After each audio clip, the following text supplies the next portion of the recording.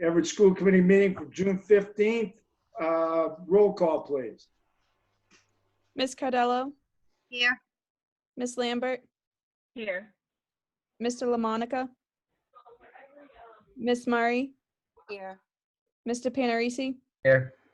Ms. Sarni, Here. Mr. Barros, Here. Mr. Parker, Here. Mr. Apperzay. Here, have 8 members present. We have a quorum. Let's rise for the Pledge of Allegiance. Okay, we have a flag right here. Pledge Pledge allegiance of allegiance to to the flag of of the the United States of America and to the republic for which for it which it stands, stands, one one nation, under under God, God, indivisible, indivisible, with with liberty liberty and justice for all. Roman numeral 3, reading of the records. Suspend the reading of the records. Second. File. Motion Second. made and second. Motion been made and seconded to waive the reading of records placed on file. Roll call vote, please. Ms. Cardello, Yes. Ms. Lambert, Yes. Ms. Murray, Yes. Mr. Panarisi, Yes. Ms. Sarni, Yes. Mr. Barros, Yes. Mr. Parker, Yes. Mr. Apperzay. Yes. 8 in the affirmative, motion passes. Roman numeral 4, public comment. Historic moment here for the Everett Public Schools. I recognize Mr. Parker. Mr. Chairman, I'd like to make a motion to open up public comment, please. I'll second. Motion made and seconded to open up public comment for the first time ever in the Everett Public Schools Committee meetings. Mr. Roll Chairman? call vote. Oh, You want sorry. Nope. roll call vote, please. Ms. Cardello, Yes. Ms. Lambert, Yes. Ms. Murray, Yes. Mr. Panarisi, Yes. Ms. Sarni, Yes. Mr. Barros, Yes. Mr. Parker, Yes. Mr. Apperzay. Yes, 8 in the affirmative. Motion passes. Now I'll recognize Mr. Parker. Mr. Chairman, if I could just review the rules for the first time. Please. These are now posted on our website regarding public comment, which we approved back, I believe, February or March. So just to go over public comment. First of all, what is it? Public comment is not a discussion, debate, or dialogue between individuals in the school committee. It is an individual's opportunity to express an opinion on interest within the school committee's authority. So to ensure the ability of the school committee to conduct the district's business in an orderly manner, the following rules and procedures are adopted and need to be followed. During each regularly scheduled school committee meeting, individuals will sign in for an opportunity to speak during public comment. The public comment segment shall not exceed 15 minutes. All speakers encouraged to present their remarks in a respectful manner. 2, speakers will be allowed up to 3 minutes to present their material and must begin their comments by stating their name, city, or town. The presiding chair, Mr. Apperzay, may permit extension of the time limit in extenuating circumstances. 3, topics for discussion should be limited to those items within the school committee's scope of authority. The authority of the school committee primarily concerns the review and approval of the budget of the district's public schools, the performance of the superintendent, and the educational goals and policy of the district's public schools. Comments and complaints regarding school personnel, apart from the superintendent, or students are generally prohibited unless those comments and complaints concern matters within the scope of the school committee's authority. 4, the chair of the meeting, after a warning, reserves the right to terminate speech which is not constitutionally protected because it constitutes true threats that are likely to provoke a violent reaction and cause a breach of peace, or incitement to imminent lawless conduct, or contains obscenities. And last, number 5, written comments longer than 3 minutes may be presented to the presiding chair before or after the meeting. All remarks will be addressed through the chair of the meeting. Comments made during the public comment portion of the meeting do not necessarily reflect the views or positions of the Everett School Committee. Thank you. Thank you, Mr. Parker. No one else has any comment? I'll open the meeting to public comment. Anyone wishes to make public comment, please come forth, identify yourself, your name, and your address. All right, guys, give me a little bit to set this thing up for you. Sure.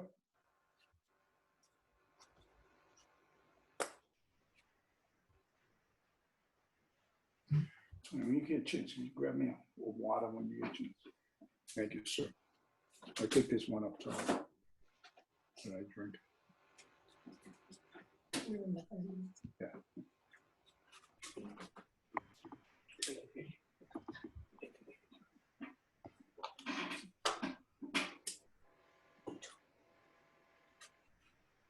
Can you hear me? Yes. All right, lovely. My name is Jessica Gold Boots, and I reside at 3 Amos Terrace. I am a proud public school educator. This opportunity to comment publicly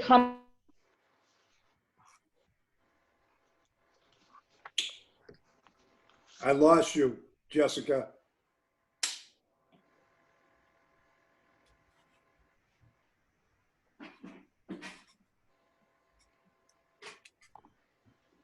Am I the only one that lost the speaker?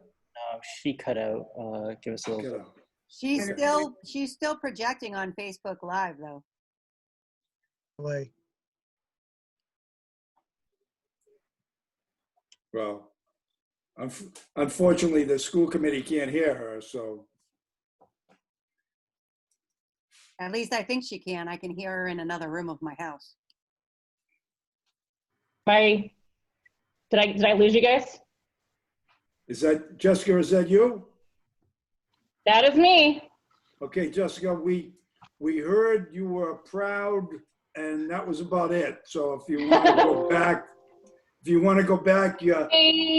your all 3 minutes. connected, so I don't know what's going on. Let me Okay, try again. Okay, you have the floor. Go ahead, And Jessica. we'll reset Okay, the clock. you can hear? Okay, Yes. that's cool. Technical difficulties happen all the time, especially in education. All right. So I just wanted to say that first and foremost, I would like to acknowledge those on the school committee who have expressed solidarity with the families of George Floyd, Breonna Taylor, Rayshard Brooks, and lives lost to police brutality. I hope this expression of solidarity is joined by a show of commitment within this body to interrogate systemic racism from within the Everett Public Schools. I commend Mr. Barros for his plans to introduce an equity, inclusion, and diversity subcommittee and hope to see young students, particularly students of color, involved in this very critical work. I'm here to speak on perhaps an interrelated issue, the specter of austerity funding coming to Everett and the dark shadow it casts on our students' lives and futures. As a teacher of English language learners, I can tell you that my colleagues in the gateway cities are reporting trauma that I have not personally seen or witnessed among our young people since the aftermath of the earthquake in Haiti. We're hearing of students who are hungry. We are hearing of students who are afraid. We're hearing of students who can't take in new information because trauma literally inhibits that ability. We are hearing of students putting their bodies on the line as essential workers. And these are just the students we are hearing about. This is to say nothing of those who have gone off the grid. I bring up these tragedies not to shame because I know EPS responded as well as anyone could in the midst of a global crisis, and I know that EPS educators are doing everything they can to contact students. But it is important to remind the school committee that this trauma will not disappear in September, or we don't even know what September will look like for that matter. I know that every effort is being made to keep teachers and support staff in the classroom, yet the truth remains that to do right by our young people, we must fully fund the wraparound supports and services they need. This includes PPE, or personal protective equipment, which Massachusetts DESE has already shamefully indicated they will not provide for or fund. Districts like Everett in normal times do not have the necessary staff and funding to support students. This will only be exacerbated this fall, and Black, brown, and poor students may be left to suffer once again if we do not act now. There are some concrete steps you can take to demand the funding Everett deserves. We must see you castigate Governor Baker and Massachusetts DESE for their shameful abdication of responsibility with regard to PPE. We can see you virtually advocating for education funding on both Beacon Hill and Capitol Hill with the CARES and the HEROES Act. In short, Everett students deserve to know that the adults in their lives did everything possible to make this right, fighting the zero-sum thinking of austerity funding. If not now, when? And if not you, who else? What will you do to make sure Everett students' Septembers look the way they should? Our students' experiences this fall should not be based on their zip code. Thank you very much for your time. Thank you. Thank you, Jessica. That was 2 minutes and 52 seconds. Anyone else for public comment? Yep, 1 second.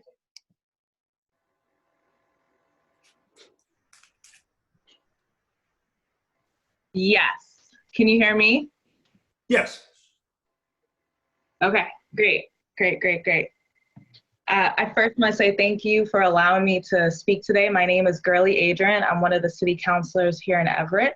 I reside at 15 Cumberland Street.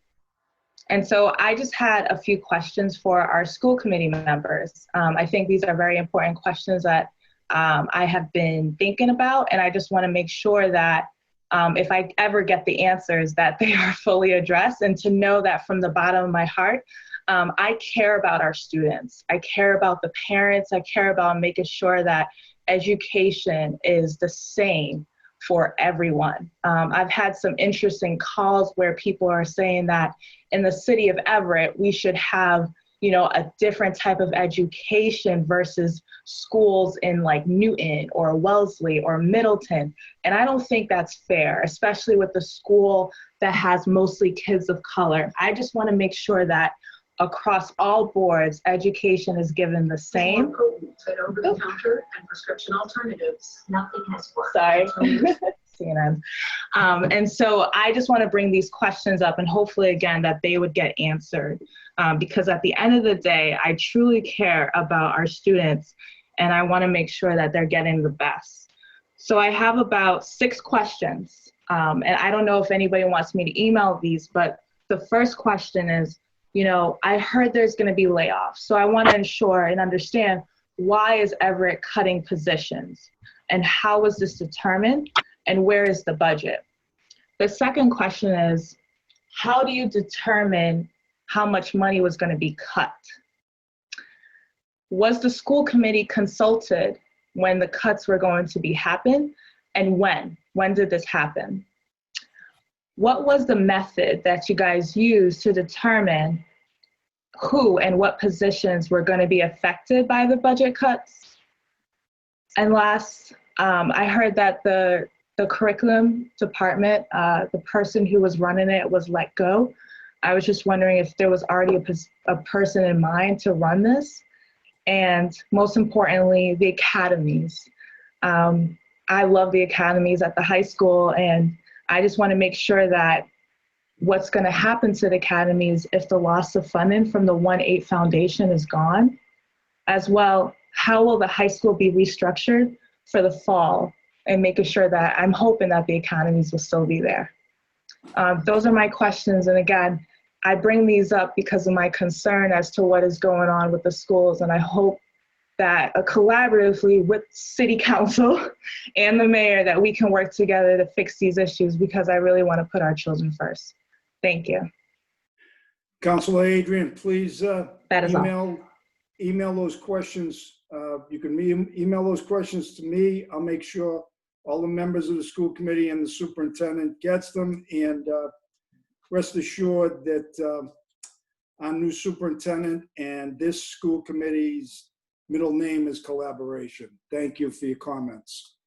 Anyone else for public comment? Yep, there's another one.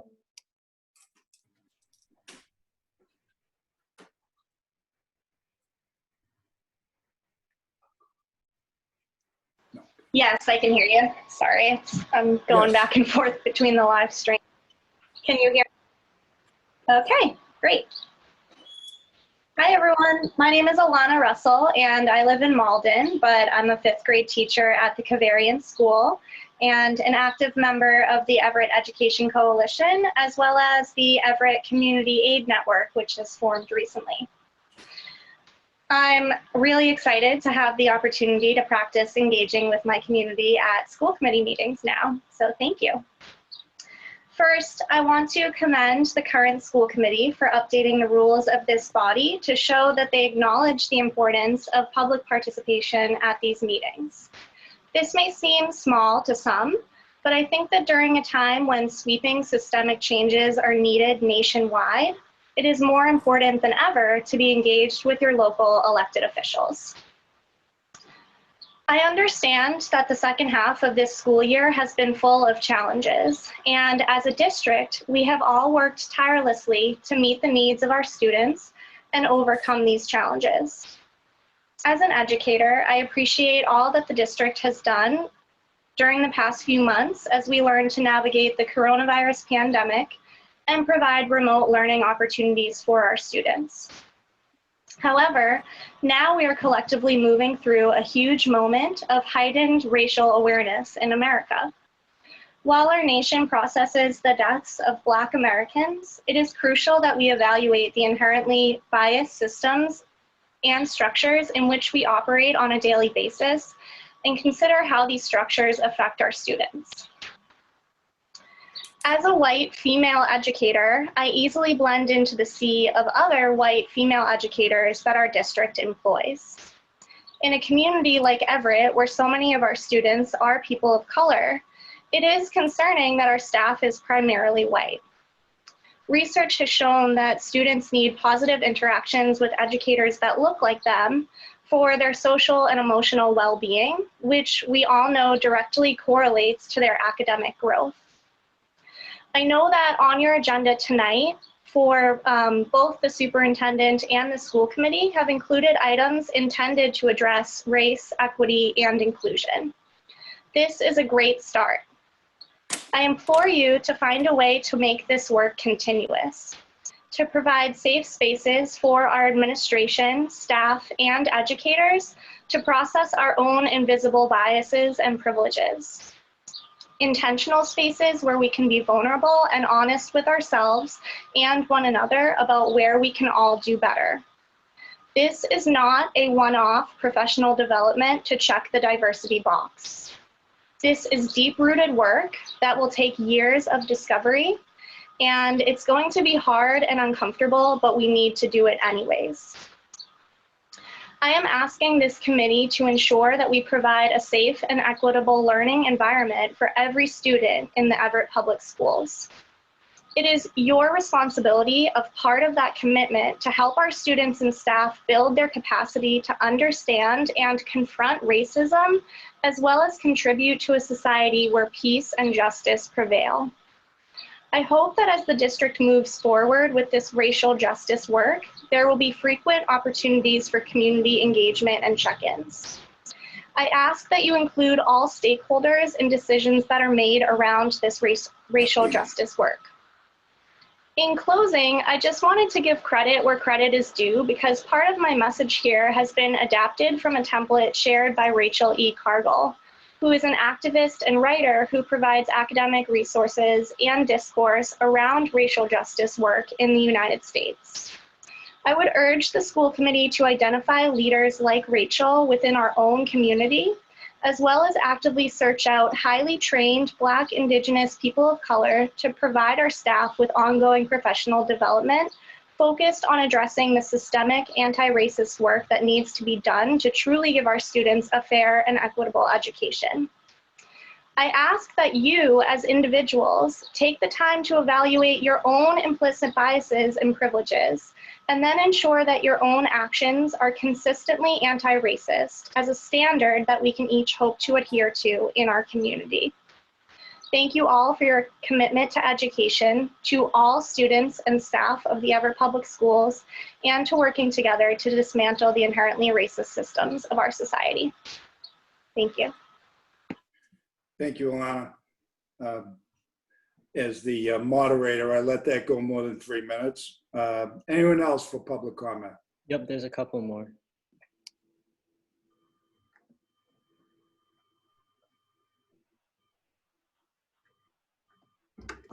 Yes. My name is Benjamin Murray. I live at 30 Waverly Avenue. I'm a proud parent of Everett Public Schools. My public comment today is about the paraprofessional contract that is up for negotiation. City of Somerville just gave their paraprofessionals a $25,000 starting salary, modest. While here, we cling to a pay scale among paraprofessionals that was crafted in the old regime and continues to sell our paraprofessionals short. The job of a paraprofessional is more complicated today than ever, and paraprofessionals are asking for simple things: 2% raises, retro pay, a step payment plan for those who have been here for a certain number of years of service or who are doing other specialized work. I just hope that the committee takes into account the importance of paraprofessionals. I know that the budget is going to be tough this year and there will be layoffs, but that doesn't mean that the paraprofessionals left behind don't deserve a fair pay rate. Having said that, I appreciate the school committee's opening this up for public comment. I appreciate the work that the superintendent, the school committee, and all the educators have done on online learning. Remote learning is impossible. The numbers nationally are horrible. You can't strong-arm parents into strong-arming their kids to being online to learn, but I know our teachers have done their best. Thank you. Thank you, Benjamin. Anyone else for public comment? Yep, 1 sec.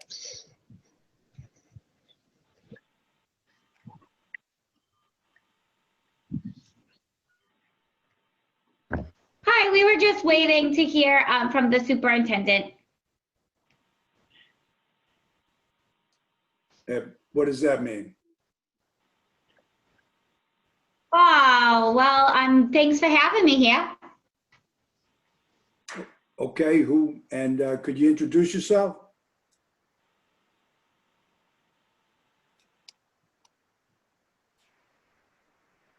Hi, I'm just here to listen. Thank you. Okay. All right, So that's it for public comment. There's no one else. that is, okay, thank you. That is the conclusion of Mr. public Chairman, I make a comment. motion that we close public comment. I'll second.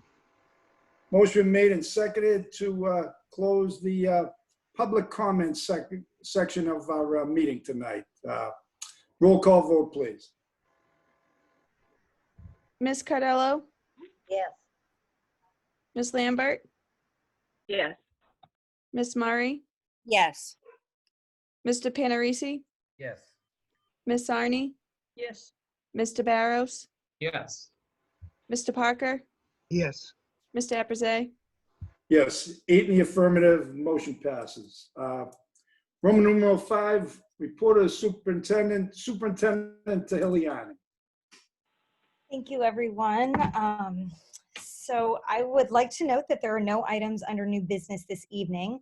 However, we do have quite a lot on the agenda, with the first being a very quick update regarding DESE's recently released guidelines. So there were guidelines that were released by DESE.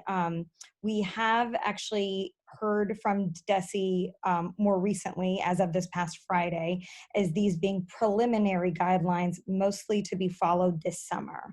So I know that there were many who were concerned about some of the restrictions of these guidelines, such as the 10-to-1 ratio for teachers to students, students remaining in the same space as much as possible, no eating in the cafeteria, some things that we were expecting, such as masks required for all students and having extra on the supply or in supply on the ready.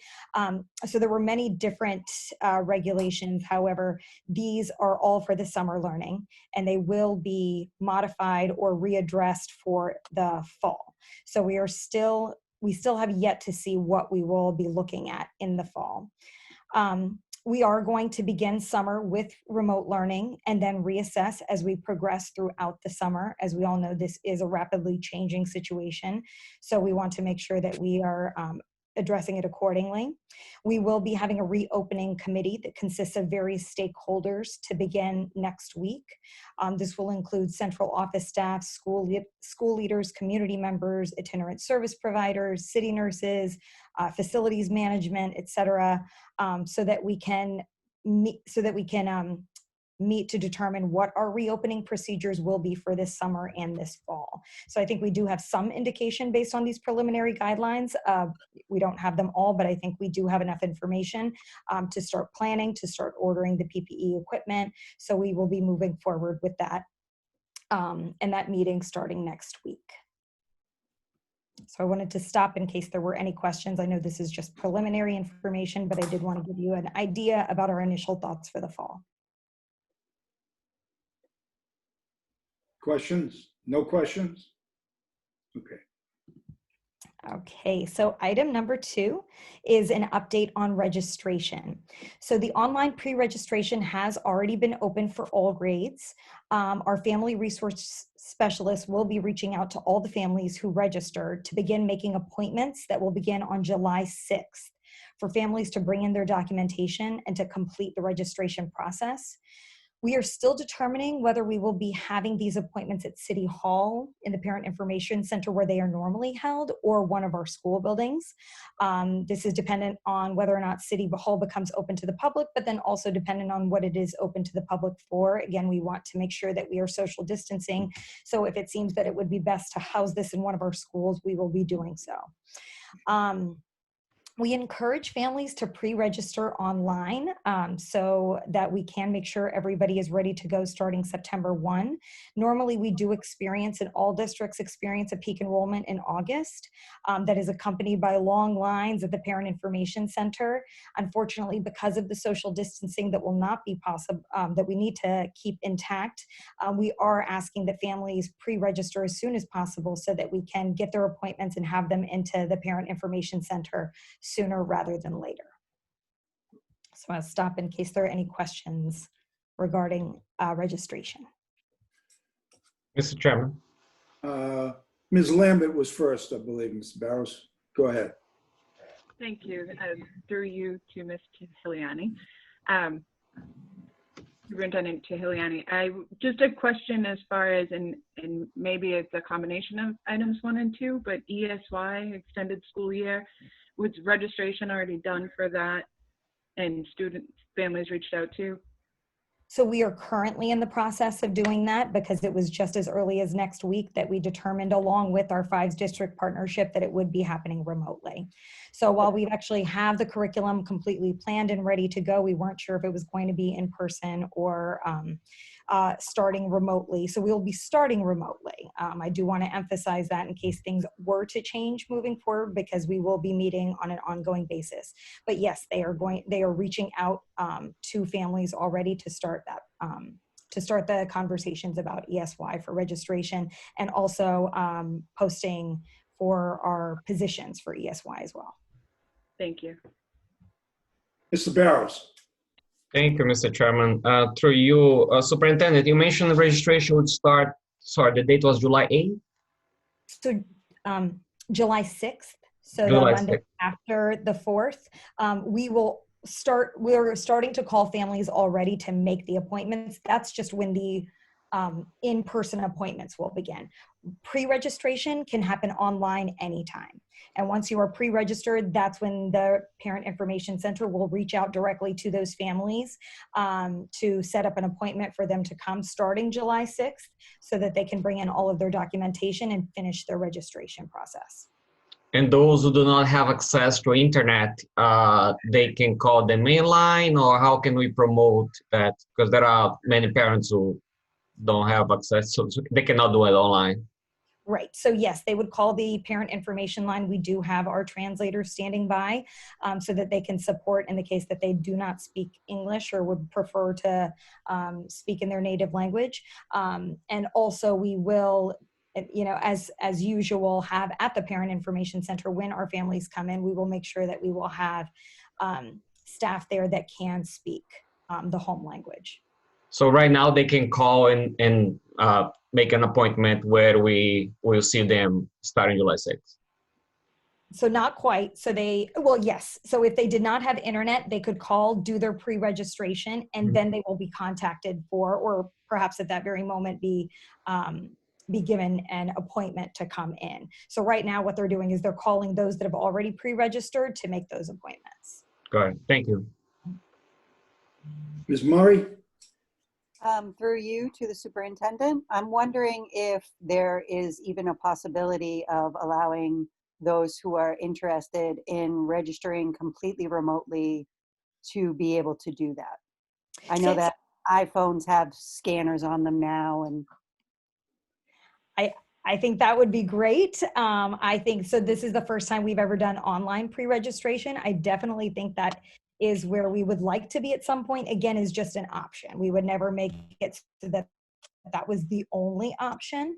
I don't know if we will be able to launch that this year, but that is definitely something that's on our mind. Right now, even just this part of the process being online is new.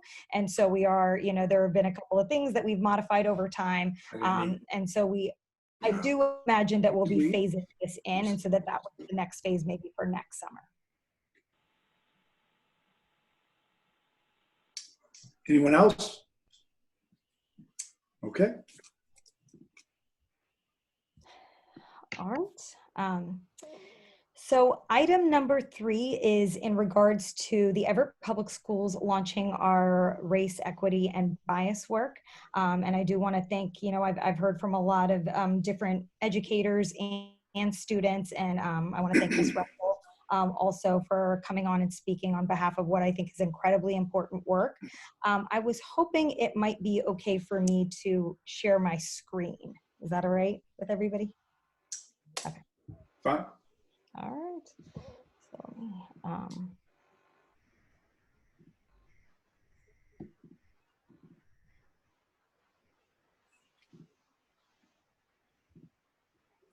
right. Can everyone see my screen? Yes. Okay, great. All right, so this is a working document.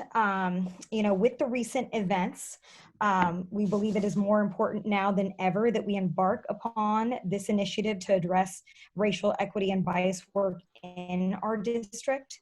The importance of launching this work cannot be overstated, and I appreciate, you know, all of those who have come forward and spoken on behalf of making sure we start this work.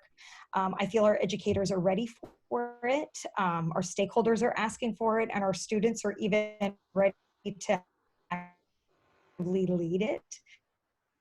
We have student groups that I think are very interested in supporting work in the facilitation of these conversations.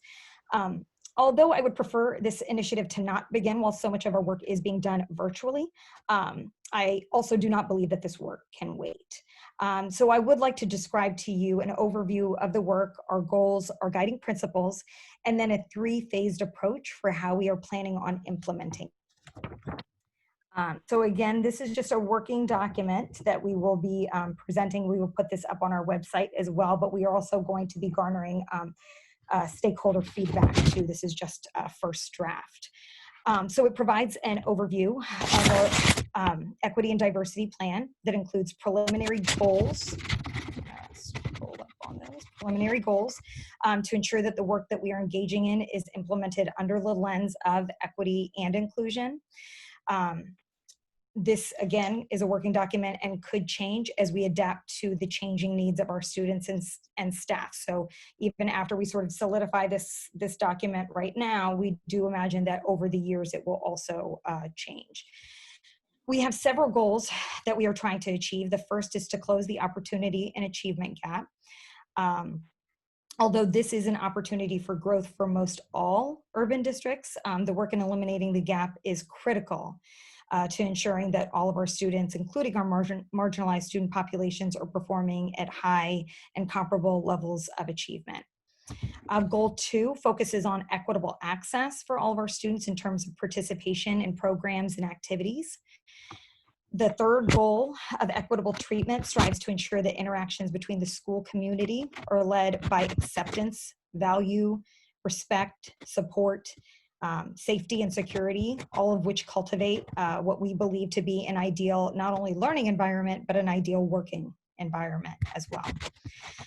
Goal 4 focuses on ensuring that our students are afforded the social, emotional, and psychological support to achieve high levels of academic excellence.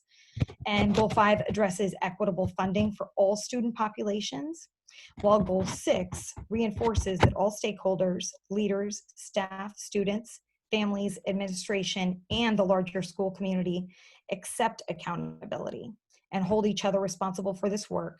It has to be a shared commitment in order to be successfully implemented. So how do we meet all of these goals? I have always been a believer that true and meaningful change has to be, it can't take place overnight. It has to take place over time. And I think actually Ms. Russell mentioned that too. It can't be a one-off PD. This has to be long-term work that we are launching. And so we were thinking about tiering this in phases. Roll back up. So these are the 3 phases of the plan. The way I kind of look at this, and the reason you don't see a timeline attached, is I'm sort of looking at this as a phases of plan, being the first phase being if we're completely virtual, the second phase being when we're in a blended model, and then the third phase being when we're sort of back in a space where we can be face to face. I think Ms. Russell did say it really well when she said, there need to be intentional spaces where we can be vulnerable and honest with one another. Having experienced this kind of work and training myself, it does require a lot of courageous conversations, and it does require a certain amount of vulnerability. And sometimes that work is best done in person, which is why, some of these experiences and training and courageous conversations, we would like to have in person, but again, we also recognize that they can't wait either. So we want to again sort of balance both and make sure that we are not waiting on this work that is so important, but that we are also, being cognizant of how this work happens in a way that's meaningful. So the first phase, we're going to be conducting self-assessments of our own culture to understand the lens that each of us bring to our roles, and to eventually recognize and recognize and be aware of our own personal biases.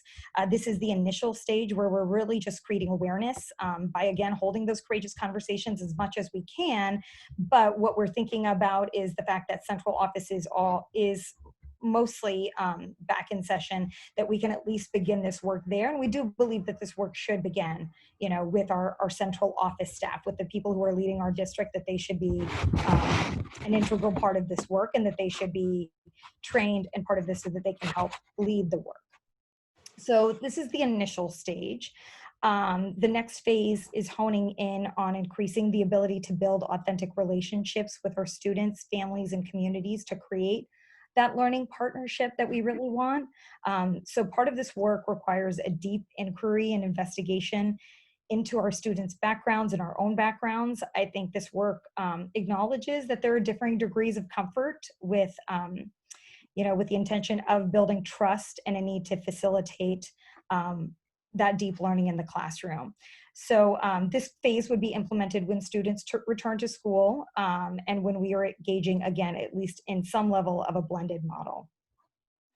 And then we would also, during this phase, there are actually several different fellowships that can be applied for. In fact, DESE has one right now. So we would also seek to bolster this work by joining these other consortiums that are being led across the state, or collaborations, or applying for these fellowships so that we can, get partners in this work. And then the last phase would be in implementing inclusive practices that are sustainable. So this work would ideally be conducted when we are back, completely. And so the practices could not only be implemented in person on a training level, but they could also be implemented in the classroom and in person during the school day. So an example of this would be also challenging our traditional curricula that excludes the contributions and perspectives of some of our traditionally underrepresented racial and ethnic groups. And, creating positive and substantial ways in which we can empower our students and meet the goal for all students to achieve high levels of academic excellence. So again, this is just a working document and our initial thoughts on how we are going to phase in this work. But we do want to just emphasize that this is very important to us, and we again want to include teachers and administrators and everybody on this conversation, and that we want our students to actually help help lead this work, because I think that they're ready to do so and have actually expressed a desire to do so.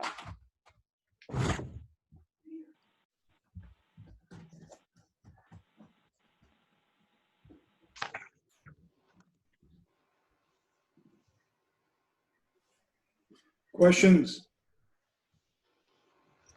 Mr. Chairman, Mr. Barrows?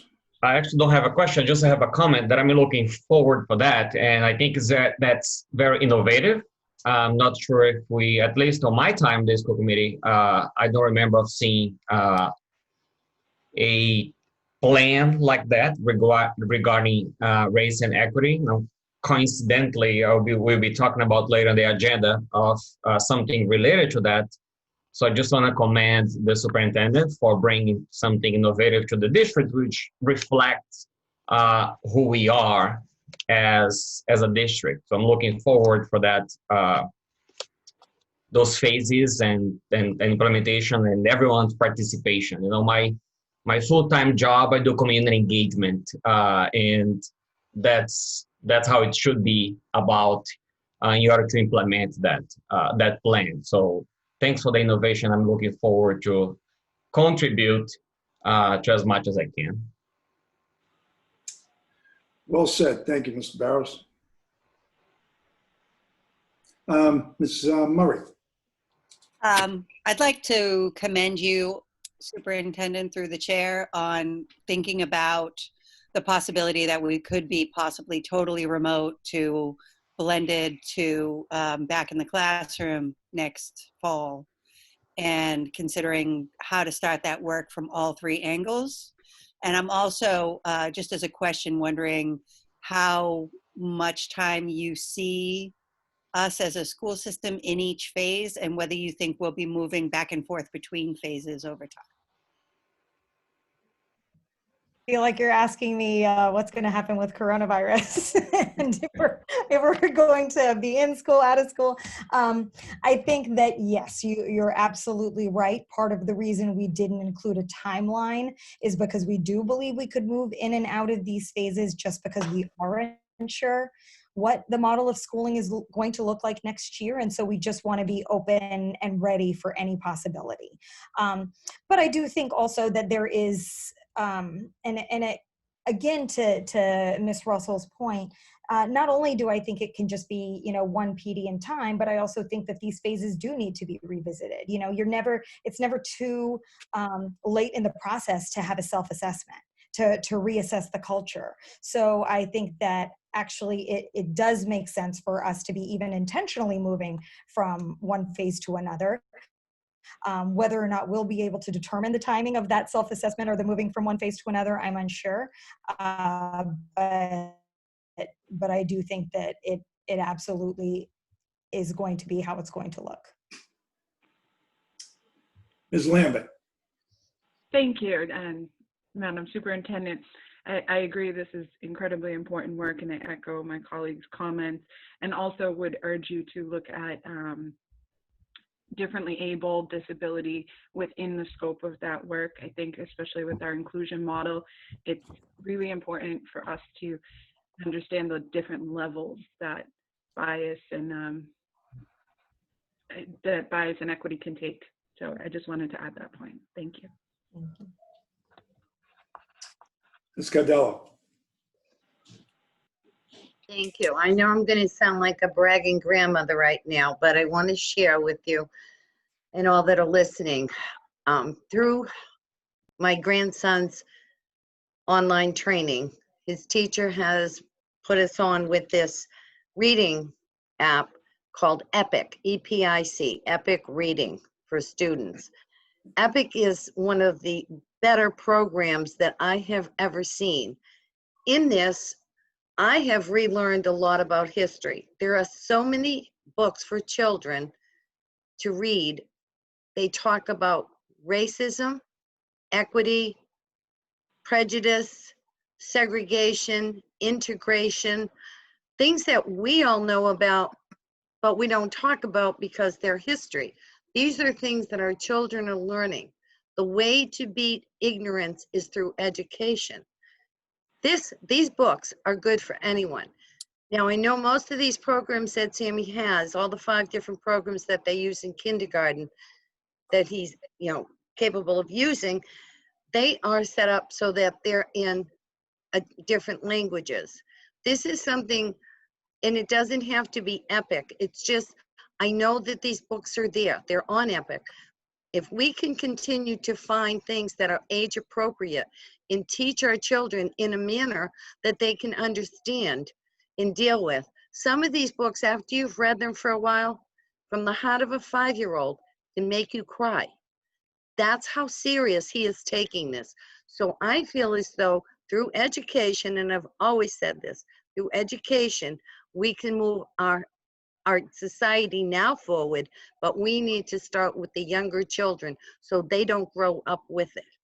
And thank you for letting me say that. Anyone else? Okay. Next. Number 4. Thank you. All right. So item number 4 is a budget update for fiscal year 2021. I would respectfully like to ask to invite Mr. Obremski, as he and I will be co-presenting on our budgetary status for next year. Move to invite Mr. Obremski to present. Second. Motion made and second to bring forth Mr. Obremski to discuss the fiscal year 2021 budget. Roll call vote, please. Ms. Cardello? Yes. Ms. Lambert? Yes. Ms. Murray? Yes. Mr. Panarisi? Yes. Ms. Sarni? Yes. Mr. Barros? Yes. Mr. Parker? Yes. Mr. Abraze? Yes, 8 in the affirmative, motion passes. Thank you, Mr. Abraze. If I could, Mr. Abraze, I'd like to put a PowerPoint up on the screen that Ms. Kramer is going to put up for me, and then I can present that to the school committee and to the public at home, so there's something for them to view. Very good.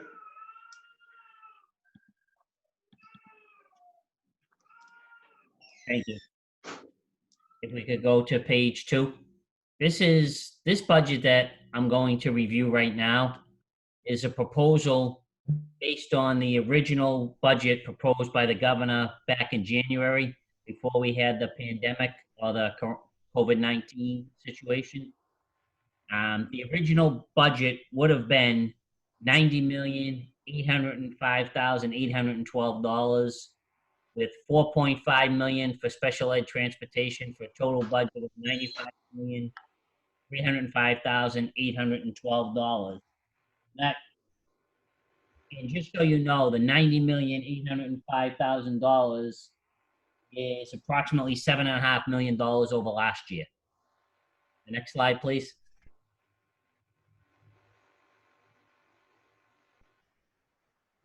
So right now, the minimum contribution, and this is the minimum contribution by the city, and this was back in January, was $36,560,261. State aid of Chapter 70, which is the bulk of the budget, was $80,882,132, for a total required net spending at that time of $117,442,393. Many of you know, and I'll go over this for the public afterwards, we have chargebacks. These are costs that City Hall has. It's up by a little bit over $1.1 million this fiscal year compared to last fiscal year, or the fiscal year we're currently in. The chargebacks are $26,636,581. And obviously, we would have a bottom line budget of $90,805,812. And this year, obviously, the city would not be able to afford to give us any additional funding. And I'd like to go over and I'll go over quickly the chargeback, just so the people at home understand what these are. We pay for all the nurses in the schools. The next slide, please.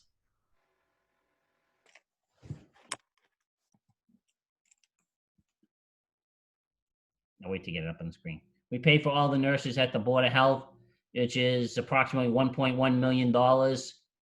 We pay for a certain percentage of the auditor's office, the budget office, the treasurer, purchasing and personnel, $704,737. Where we come up with the 42.23%. This year that we're presently in, that's how much the school department is of the overall city budget. Pay for the use of Everett Stadium, $51,000. Pay for the health insurance for all our present employees this year, which is almost 11 million at $10,894,558. The health insurance for the retired teachers, a little bit over $1.9 million. The city retirement, this is for the custodians, the clerks, and the paraprofessionals that are in city retirement, a little bit over $1.5 million. Next slide, please. We pay for the charter school tuition less. We get a little bit of reimbursement money from the state for a bottom line of almost $8.6 million. We pay for workman's compensation, trust and claims, $326,015. Life insurance for all our employees at a little bit over $33,000. Medicare, $765,296. Unemployment, $127,257. And insurance in all our school buildings at $386,047. We pay for the 2 school resource officers that we have, $193,382. Actually, that's 3 school resource officers, I'm sorry. And it's for a total of $26,636,581. If you go to the next slide, as you can see, the blue is the district contribution in the fiscal year 21. It's a little bit over $36.5 million. The red is the Chapter 70 at $80.9 million. And the green is the special ed transportation staying the same at $4.5 million. The next slide is probably the most important one. Because at this point, we know that's not going to be our real budget. That would have been, pre-pandemic, pre-coronavirus. But now, these are what we anticipate possibly could be our budget reductions. We're hoping it's nothing, but we're anticipating probably around 5%. That's $5,872,119.65. That's 5% of the $117 million of the whole entire budget before the chargebacks. If it went to 10%, it would be $11.7 million. And if it went to 15%, it would be $17.6 million. Now, shortly, the superintendent's going to talk about some of her proposed budget cuts, proposed reorganization. And at this point, we've only looked at a 5% reduction. We do have a plan for a 10% reduction, and we're still working on a plan for a 15% reduction. But the numbers are staggering when you look at it, the millions of dollars that we would have to cut. And as most of you know, approximately 75% of our budget is salaries. So a lot of our cuts have to come in personnel. It's unfortunate that people get affected, but if we do get a 5% reduction, there are going to be reductions in staff. Thank you.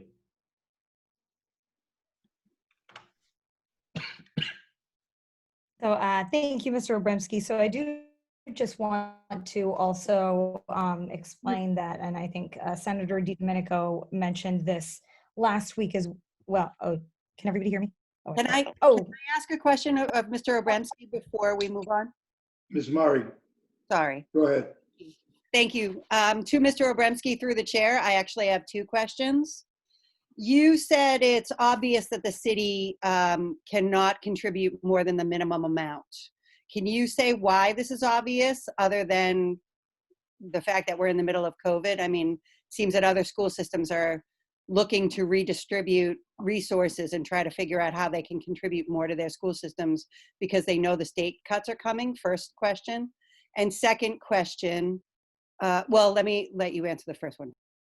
I've had some conversations with Eric Demas, the chief financial officer of the city. And because of the situation the city is in financially, we're not getting hotel tax, meal tax from the hotel and from a lot of the restaurants in Everett. The income coming into the city obviously is not what they anticipated it to be. They don't know what the cherry sheet numbers are going to look like, what they're going to get in state aid yet. So at this point, the city is offering us just the bare minimum and net school spending. Obviously, there are some grant monies out there for COVID expenses that the city has been working on with us. I had to send some of those expenses, myself and Stephen Bond and Jane Jagello put those expenses together to the city. So there may be some money coming in for those expenses that we had that the city, I'm sure, would share with us once they get that money. I don't know if a lot of you, the city did receive some grant money for some of those expenses with, I believe, between Mr. Demas, the chief financial officer, and Chief Cowley, the fire chief. They were putting those expenses into the state. But at this point, the city is really not going to offer anything with net school spending. There may be other ways they can help us in regards to, face masks and things like that. My second question, sorry, Ms. Lambert, do you want to go in before me? No, that's fine. Okay. My second question was about the 5%, 10%, 15%. I think that while we all hope we're not going to face budget cuts, we pretty much know they're coming. You said that right now you're assuming that it's going to be 5%. What are you basing that assumption on? And what would be the things that would push it into the next two levels?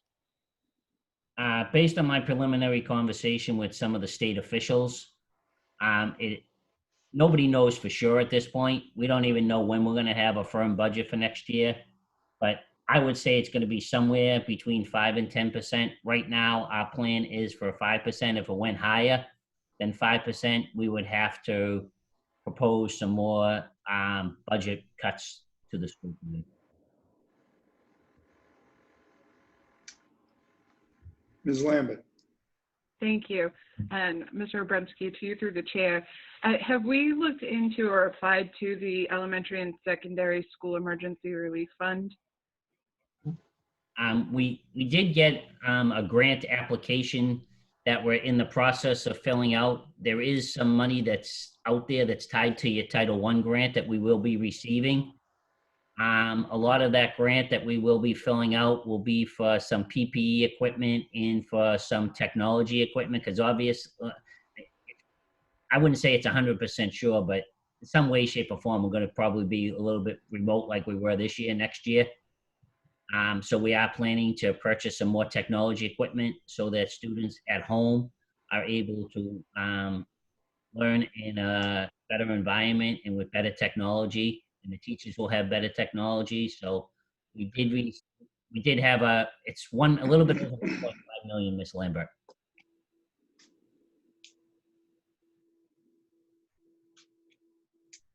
Mr. Panarisi. Through Mr. Chairman, so to Mr. Obremski, so we're preparing for a 5%. Is that what right? We're preparing for a 5% deficit. We're preparing for a 5%, but we do have a potential plan for a 10%. And I know the superintendent has her hand up. I don't know if she wants to jump in, help answer that. Yeah, actually, we're actually not done, so we're co-presenting. Would it be okay if I finish the presentation and we wait for questions after? Because I think I may answer some of the questions that we're going to get. Sounds like a plan. All right, thank you. So I do want to also explain that we are going to be doing a 1/12 budget next year. And so what that means, and the current prediction is that we would be doing it for 2 to 4 months of the school year, so starting in July. What a 1/12 budget means is that we would be getting the same amount that we got last July.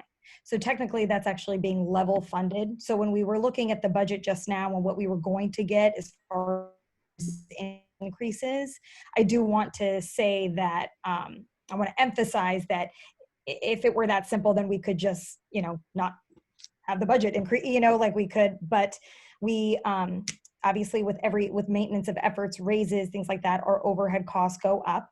However, we are also going to be basically level funded and then dealing with cuts on top of that.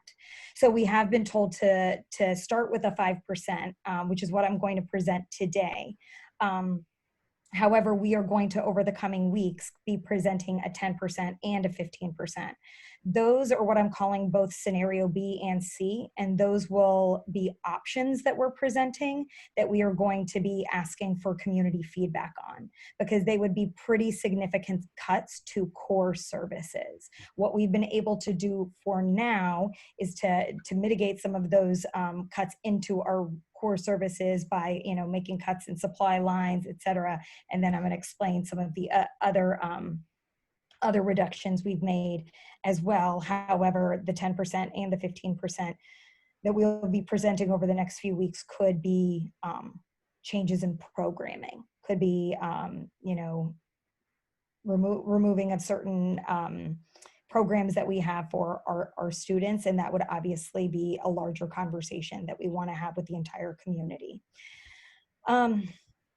So, you know, this is not ever an easy topic, but as everybody may be acutely aware, the general sentiment across a substantial number of schools is that we know that cuts to school funding are going to be coming, and they're going to be significant. However, we were at a point where we couldn't wait any longer for those final numbers in proposing budget decreases now. And we were also told that we needed to go ahead and make certain budget decreases now. We do hope that our funding is higher than anticipated, but I would imagine that 5% is the least of the cuts that we are looking at, if we're just being very realistic. Before I provide an update on some of the budgetary cuts for next school year, it is important to note what our guiding principles were, or our methodology, if you will, for this work. And I actually want to harken back to my core values, as I noted during my candidacy for this particular position, especially as it pertains to engaging students. You know, I talked a lot about engaging students in authentic learning, both in and out of the classroom. Honestly, when I said out of the classroom, this isn't exactly what I meant, but this is the situation that we are currently in, and this, priority can't be overstated. And so the only instance in which we have reduced our teaching staff is due to non-certification input from school leadership, or in the event that a tenured teacher could fill that position. So many staff in this category have already been contacted on Friday to inform them that letters have been emailed and mailed out today. As we were able to dive deeper into our budget review, we were able to identify methods to leverage existing staff and determine places where there might be some greater efficiencies that we could implement and opportunities for growth. So the result of this work effectuated the need for a district, reorganization. So the district reorganization will consist of decreasing staff and creating positions with new and enhanced responsibilities, but an overall higher level of responsibility in terms of depth and honestly, sheer amount of work, to be honest. It is noteworthy to mention too that it is our hope that some positions will be that are being redesigned to better support the needs of our students. They will also be shifted to be grant funded in accordance with funding regulations. So this plan, while in the exploratory phase, I think will allow the district to fully leverage our grant funding opportunities in a period in which the operational budget is uncertain at this time. So many of the staff that fall into this category will be notified by the end of this month. Their particular position may be eliminated, but again, there are going to be other positions that are going to be available. We will continue to explore other opportunities, like I mentioned, for having to make those 10% or 15% cuts. This again is just to make sure that we are prepared in the event that we find ourselves in that position. But I do just want to take a moment to recognize the reductions in staff and that they are very difficult for everyone involved. We approached this, with a methodology I think we've all seen as other districts, how they have made their choices. I think we have learned from some of their mistakes. And we did, again, want to make sure that when we were considering this initially, that we were really thinking about our student-facing positions and how we could preserve them.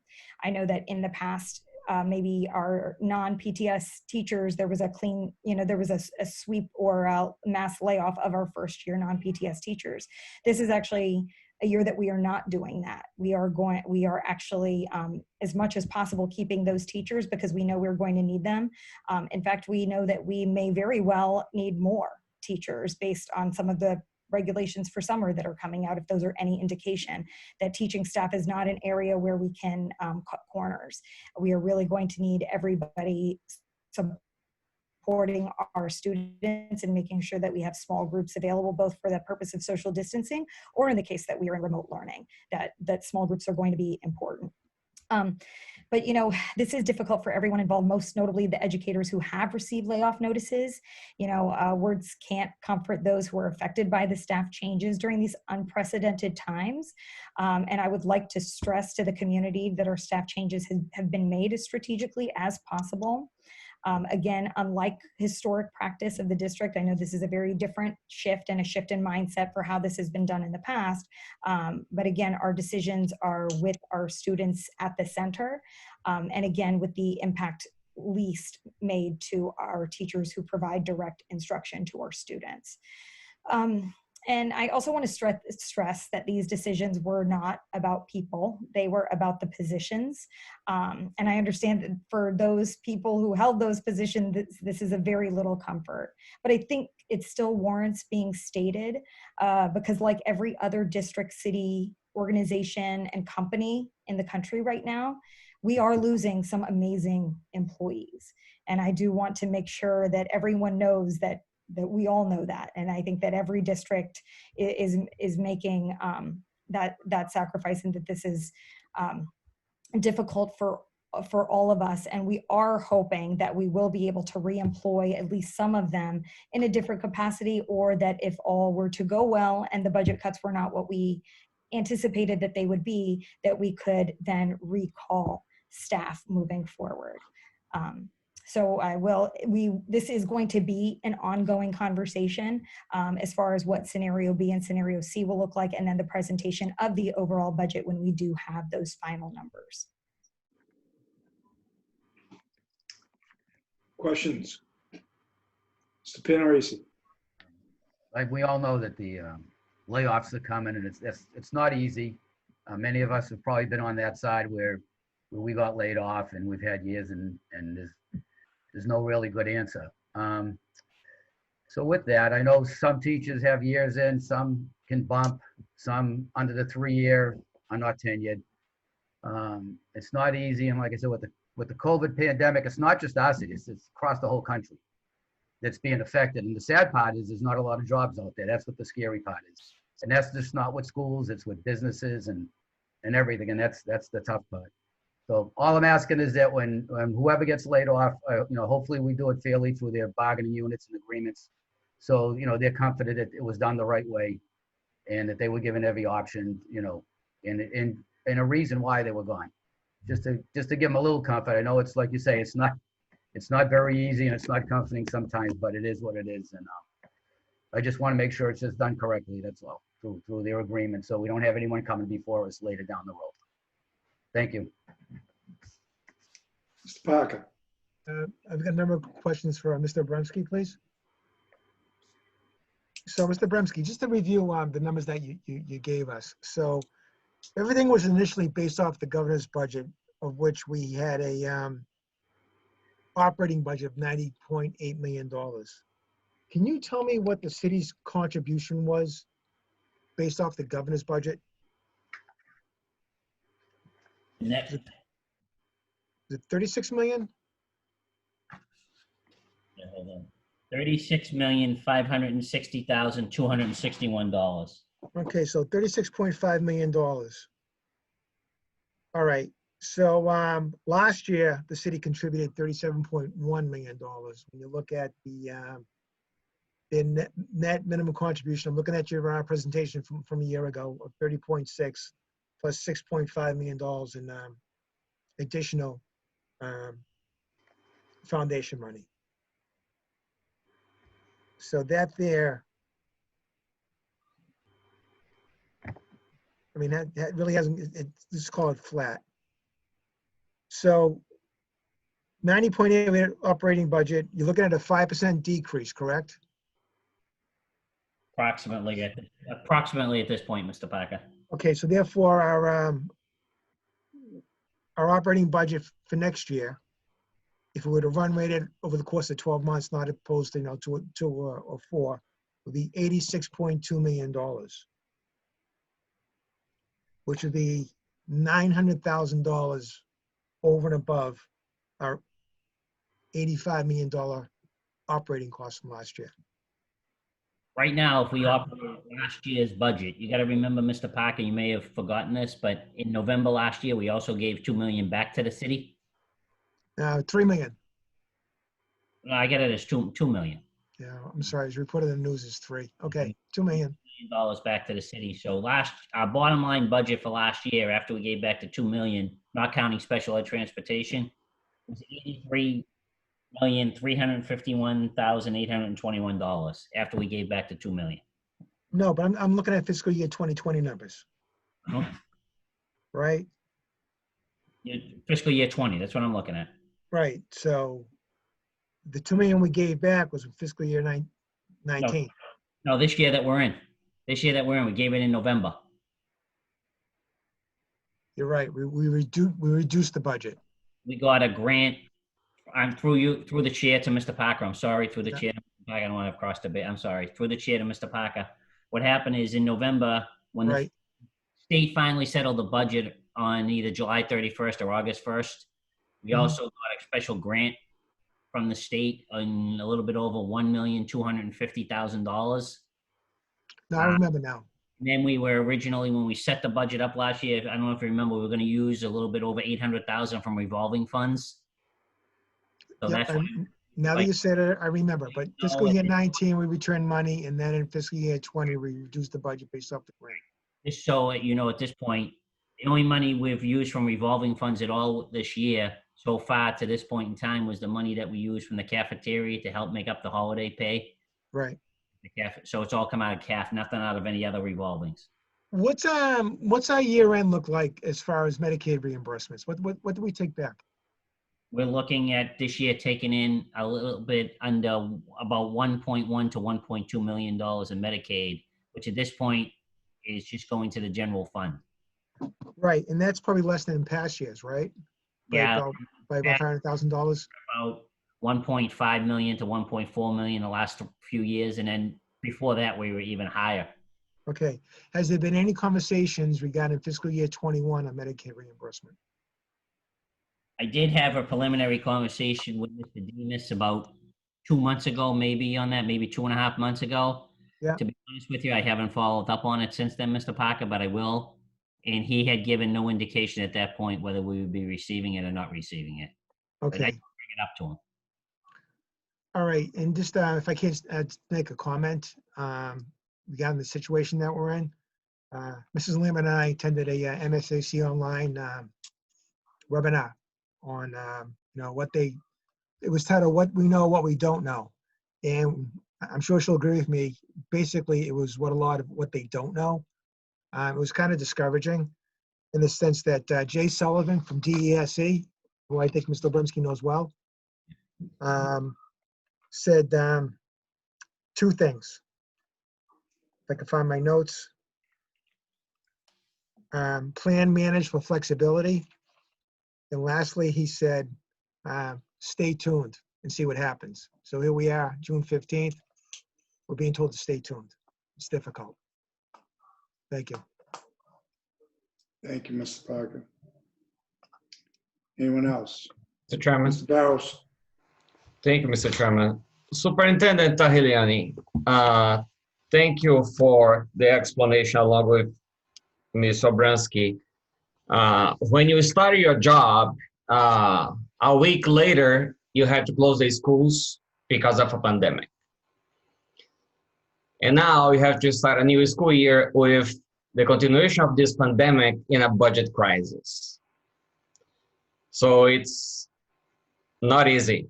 And as I know, my goal with my comment is not to defend you, but it's for folks to make sure that they understand the situation that you are in. It is the hardest part, both from a superintendent standpoint, but also as a school committee member. This is my second term, and I believe in my first year in the school committee, there was no pandemic, but the budget was a situation that we all had to go to City Hall to ask for funding. And one thing that's important for me is that because you're not from Everett, you're not making cuts based on the history of the district, based on personalities. I like you, you're in. I do not like you, you are out. You're making decisions based on the needs. I'm sure working with the unions and making decisions based on the needs, based on the crisis. So it's sadly by the needs and the issues that we have, and not by, well, I know you, your last name, you're friends with whatever, you're born in Everett or you're not born in Everett. So it is a difficult situation for us as school committee members, and it is a difficult situation for you as a new superintendent who wants to start a new job, and a weekend has to close the schools, and then start a new fiscal year having to cut the budget, right? I guess I end my comment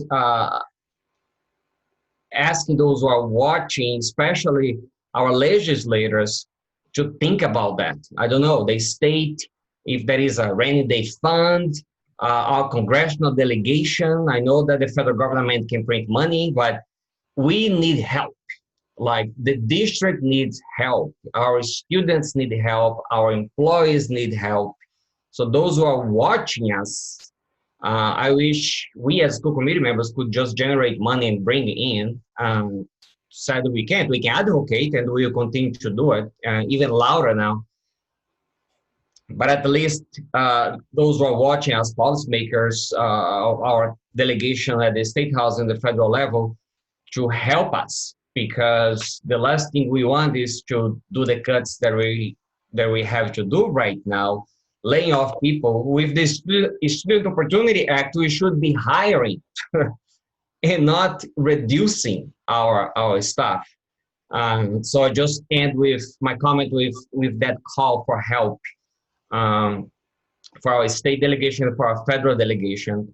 We, not only Everett, but all public school districts across the state need help, because then the situation could become even worse than where we are right now. So thank you, and thank you, Mr. Chairman.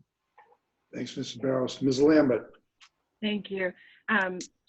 First, I wanted to echo Marconi covered it, but this is the last place I thought I would be this year with the passing of the Student Opportunity Act. And we were really excited about adding and really benefiting and closing some of those achievement gaps, and really seeing this through. And just to remind people that it was your advocacy at the State House that helped pass that, and similar federal legislation is pending.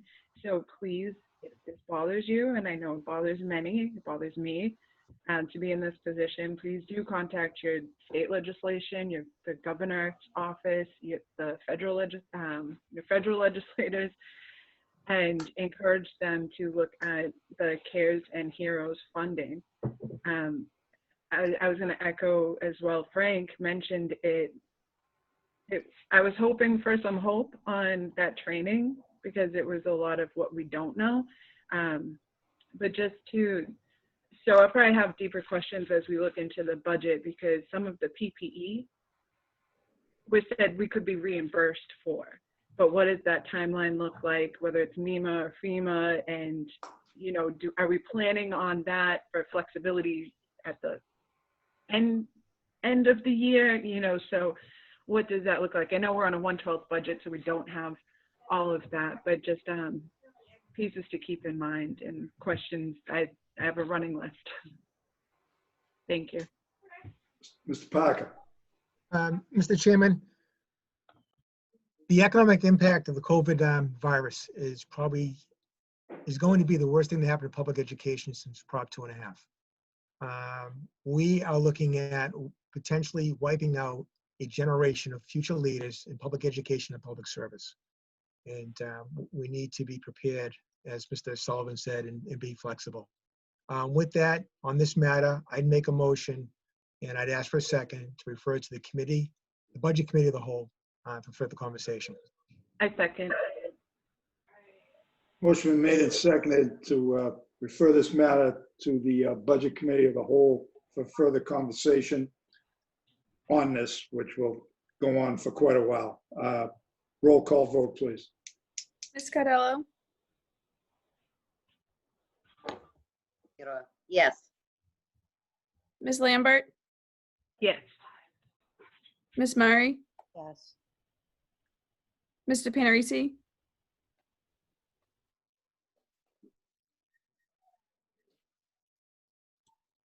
Mr. Panarisi, Yes.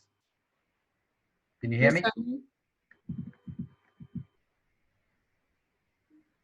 Ms. Sarni, Yes. Mr. Barros, Yes. Mr. Parker, Yes.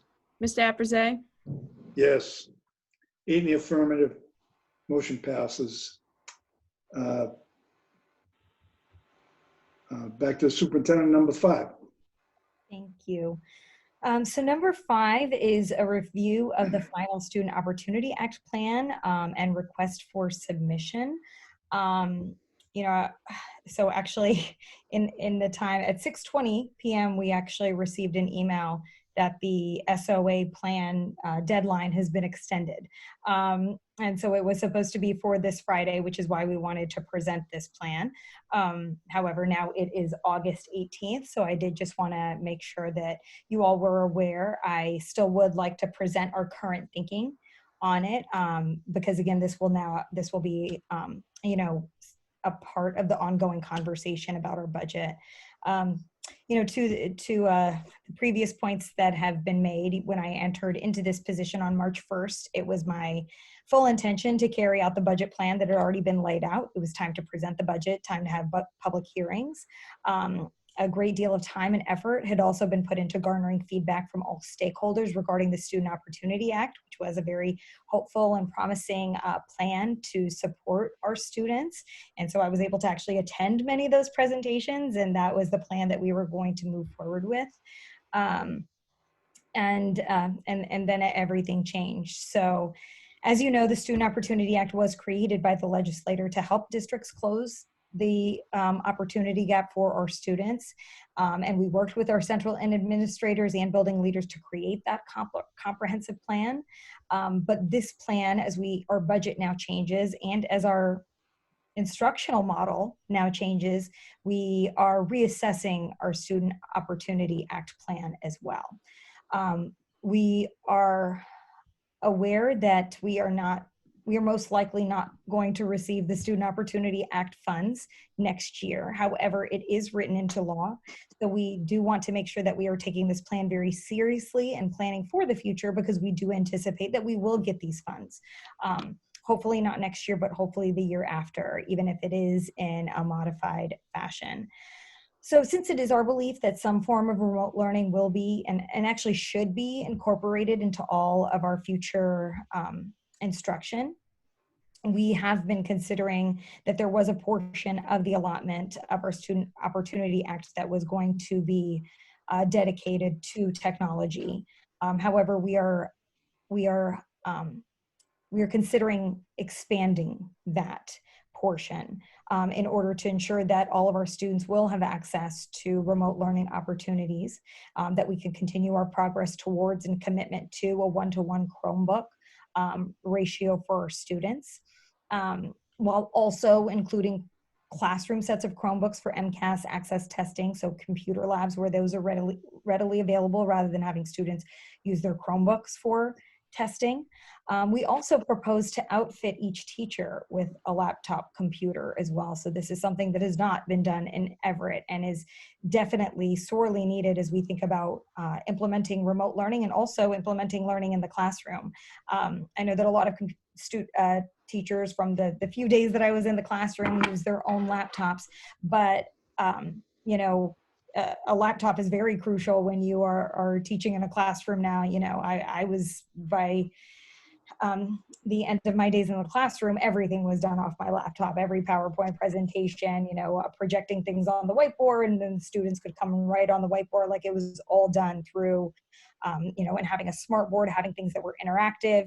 And so a lot of the things that we are doing now with students, I think we would be more adequately able to accomplish if we were practicing this in classrooms as well. And I think in order to do that, we have to outfit our teachers appropriately. I think this would also mean investing in, you know, interactive touch view panels with webcams in our classrooms, so that we can have that interactive learning, and to even utilize this tech, like a technology fund, to provide that additional academic support for our high needs populations. So, you know, for our students, you know, our English learners, for example, our students who are on IEPs, there are a lot of access points when you are using remote learning and when you are using online platforms. You know, much of the online platforms that currently exist, if you are able to leverage them properly and appropriately, you know, trained in how to use them, they can be a real tool for supporting our English learners. Like Ms. Cardillo said, you know, there's you know, books in the native language. There's a lot more resources that are more applicable to our students and that take into account our students' background. And there are a lot of modifications and accommodations that are already built into these systems too for our students. So I think that it does cover a lot of the different areas that I think that we could use in order to provide higher quality instruction to our students and greater access for every single one of our students in all of our student groups. Another one of the ways that we could use our technology is to support library media specialists. One of the main asks, or not the main, there were many asks, but there were some asks for librarians and bringing back librarians as part of the Student Opportunity Act. And librarians are actually, when they get their degrees now, it is about like library media specialty. I mean, there are a lot of libraries now that have no books in them. Everything is done virtually. So these are trained specialists who are able to support our students in how to do research and how to utilize the resources that are online, how to discern what resources are appropriate and what resources aren't. So these are trained individuals who are you know, should be utilized as classroom teachers. And so that's another option as well. As well as thinking about just what does our future look like in curriculum, and, you know, do we need to start thinking about personnel in the future when we have the funds, maybe the Student Opportunity Act funds, to support, you know, a director of remote learning. So we're looking at, you know, instruction completely differently and thinking about even our personnel in a different way as well, including our central office staff, like what that should look like.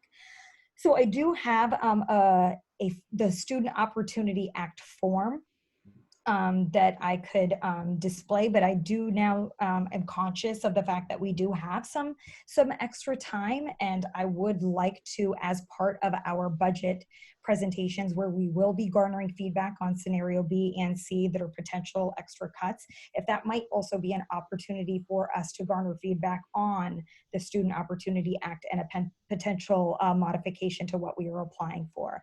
In all transparency, what I have learned is that since we are not going to be able to implement this plan next year, that there have been recommendations on the state level to make the plan a little more broad. In our plan, we were very specific about the teachers that we wanted. Now we know that things are going to very potentially look very different next year.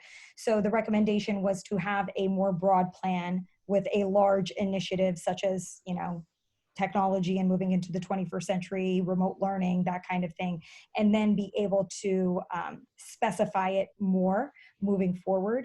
If we are very specific now, then we kind of lock ourselves into that plan, and that is the plan that we would have to implement in 2 years. So by giving ourselves a little bit of leeway and just a, you know, a broad overview of here some of the kinds of spending, we would actually offer ourselves the opportunity to even revisit it in a year, see where we are, and potentially, even if we can, go back and add some of the things that we had originally wanted in our Student Opportunity Act plan. So that is my proposal, is to actually look at these two simultaneously for how we can leverage our Student Opportunity Act funds and this plan along with our current budget and the budget cuts we know we're going to be seeing, to hopefully plan for a more hopeful fiscal year 22. Mr. Parker. And with that, I would suggest that we also watch the $1 million that was approved by the House of Representatives regarding Representative Joe McGonigal to use $1 million towards technology, because that could go hand in hand with what you just explained and what you're trying to achieve. So I welcome and grant them more time to watch that concurrently. Anyone else? Item 6. Okay, thank you. So item 6 is is to accept the Everett Public School Food Service Amendment that was previously mailed out.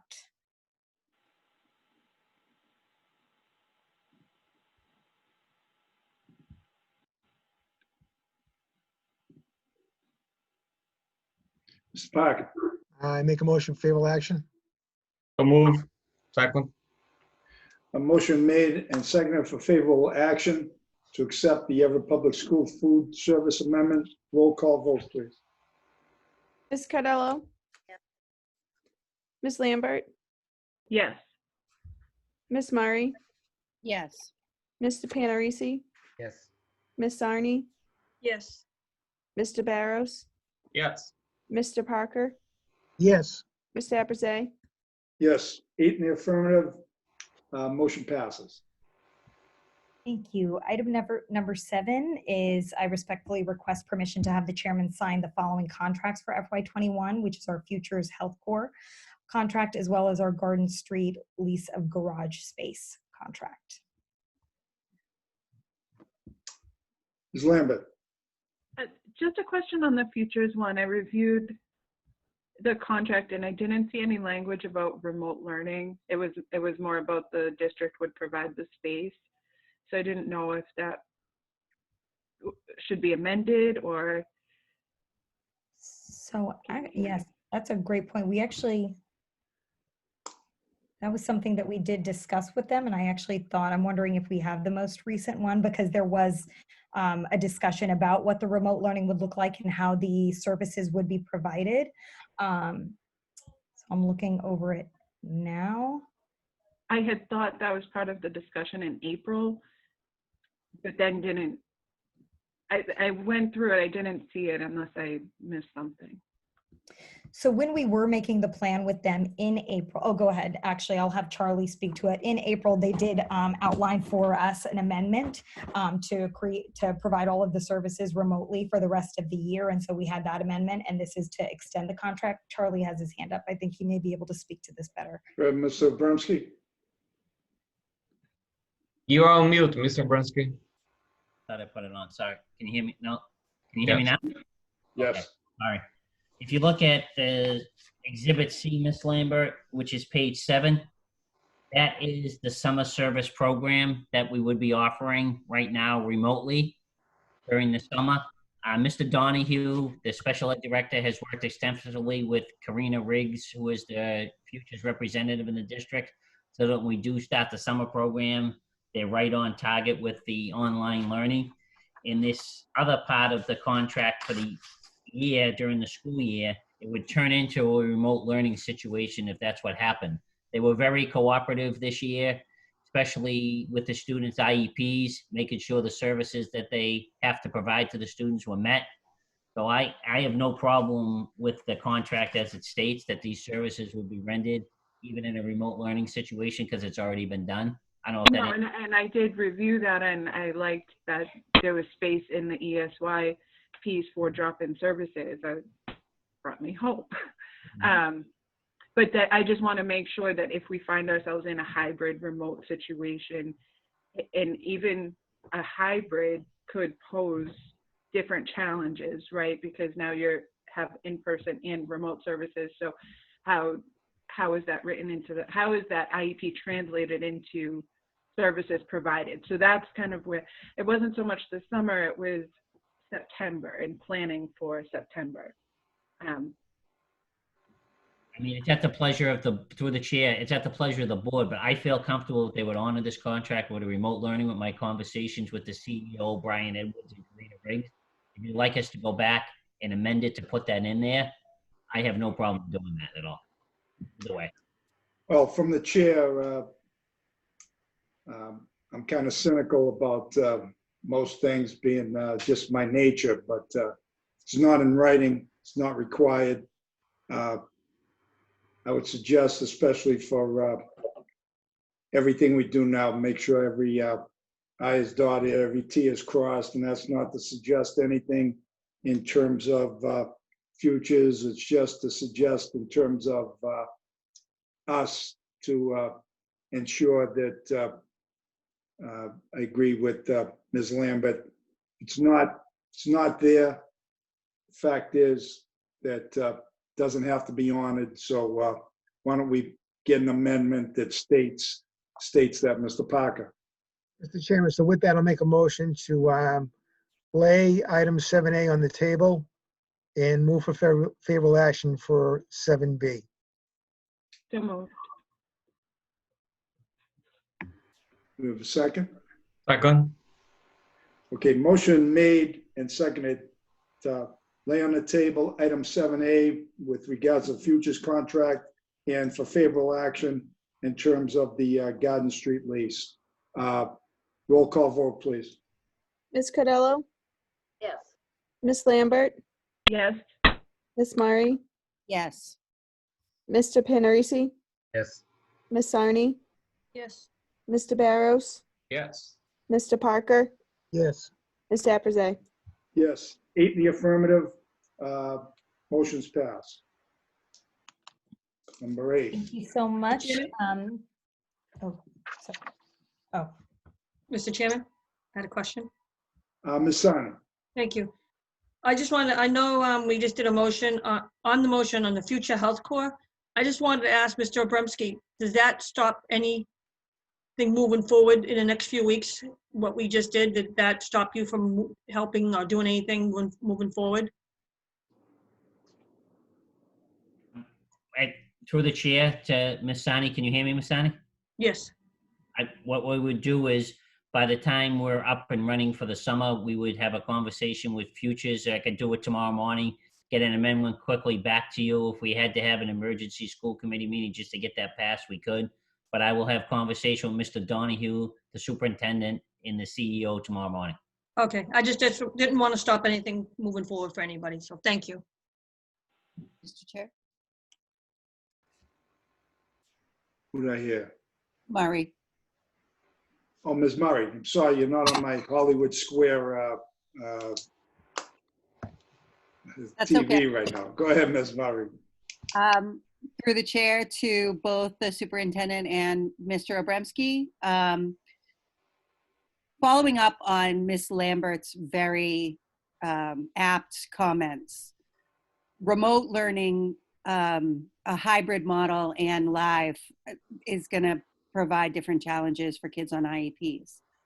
Can we request that we have amendments for all three possibilities and how we can flow from one into another? Because the other thing is, as the educators who are watching know, there's a possibility that even if we go back live in the fall, by Christmas time, we could be remote again if the flu comes back. So just assuming that we're gonna, maybe facing it regardless of whether or not we're facing it right away, it could happen at any point next year. Superintendent, you're muted. oh, I was just nodding. Yes, I think we can do that. I think that makes sense. Okay, number 8. Thank you so much. So number 8 is a request to roll over the following contracts for FY21. Our ENE contract for 3 months only as we reassess our needs. Our Encore contract, which is not to be confused with the casino, is our sprinkler system. Richmond Plumbing, Sanibel Electric, Homeless Transportation, Elliott Counseling, Northeast Technology. Again, that is going to be a 3-month extension as we reassess our needs, which we know are far greater. Athletic Transportation, Mass Lock, and Camelot. Mr. Chair. So, Mr. Parker, Actually, Ms. Lambert raised the hand. Ms. Lambert, you were first. I'm sorry. I'm looking at the one of these contracts. Go ahead. Similar concerns with item S, the Elliott Counseling, that the remote piece is not there, and where that is such a crucial, it being an outside contract. I just want to make sure. I know they were very flexible over the spring, and I'm sure they will continue to be. I would just like to see it in the contract. And I think that we could absolutely do that, and in the same, with the same 3 alternatives that Marie mentioned, which is a remote learning option, a hybrid, and a live. Perfect, thank you. Mr. Parker. Mr. Chairman, a question to the superintendent, maybe Mr. Obremski. So it's my understanding that the governor has relaxed Chapter 41, Section 56 regarding the payment of vendors. I guess historically, as the statute, the language has read is that you can't pay for services not rendered.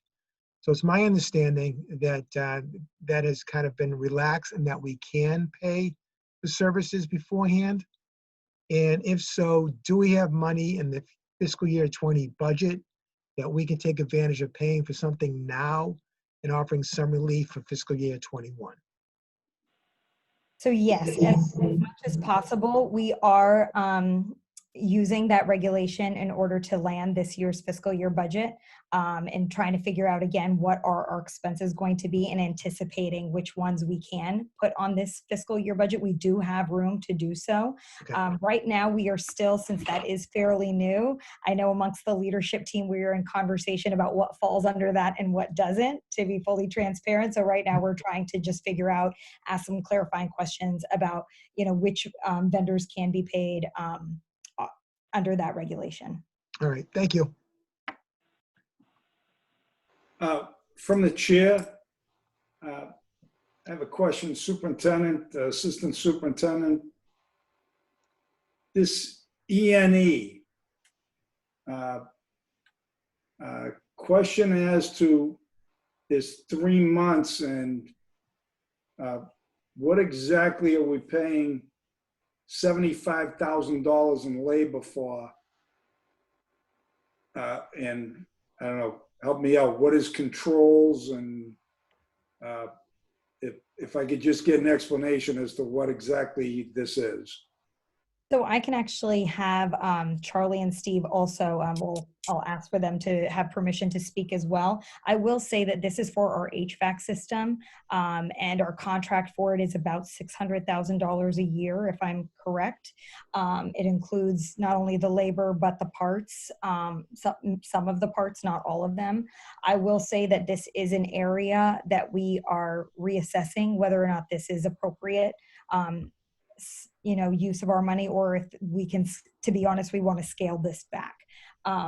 This was something that had gone out to bid, and it was the cheapest bidder from what I understand. However, we still believe that there is a more cost-efficient way to go about this. We just have not implemented it yet, and we don't want to go a few months without having something in place.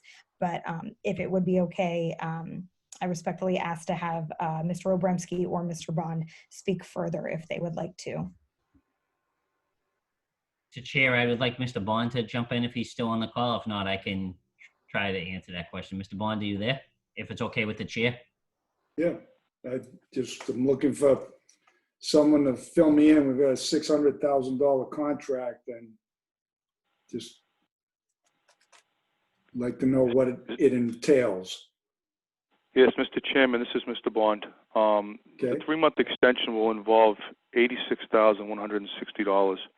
And what they'll do in the next 3 months will be a couple-fold. One, they continue to work on the univents and the filters in every classroom. not having never changed them before this, and if you had, you would have changed them again before. Hopefully, we can get kids back in school in September. So every classroom, every univent, every air conditioner, they will go through now in the months of July and August in particular. So that's one. Two, they'll be changing and greasing any motors that have any problems in the school system. They vote motors, belts. I'm just looking for my notes here for a second, Mr. Abraze. But motors and belts are the biggest thing they'll be doing on for the next 2 months. And again, in classroom areas. Corridor areas and common spaces have already been done. That's done throughout the year. The classrooms are done in the last 2 months of the summer just because that's so we don't have to change again before the kids come back. So the $86,000 though, they were going to charge us $124,600. So this $86,000 is approximately $38,000 savings compared to what would have happened had we rolled over the previous 12-month contract. So that's the biggest area.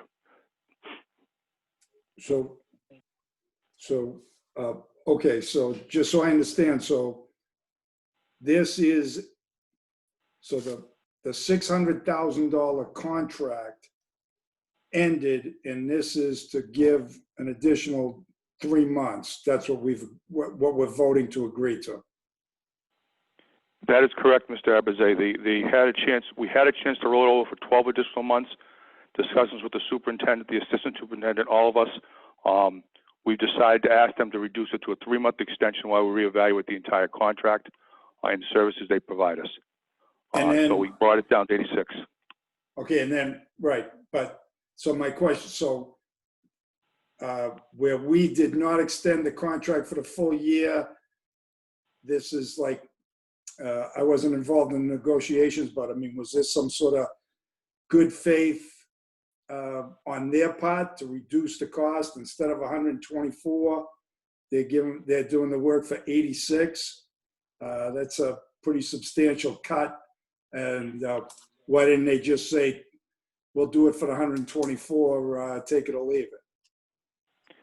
They had offered us, sir, we had, normally during the summer, they bring in apprentices to work with them. So there might be 5 or 6 people working in for the 2 months during the summer.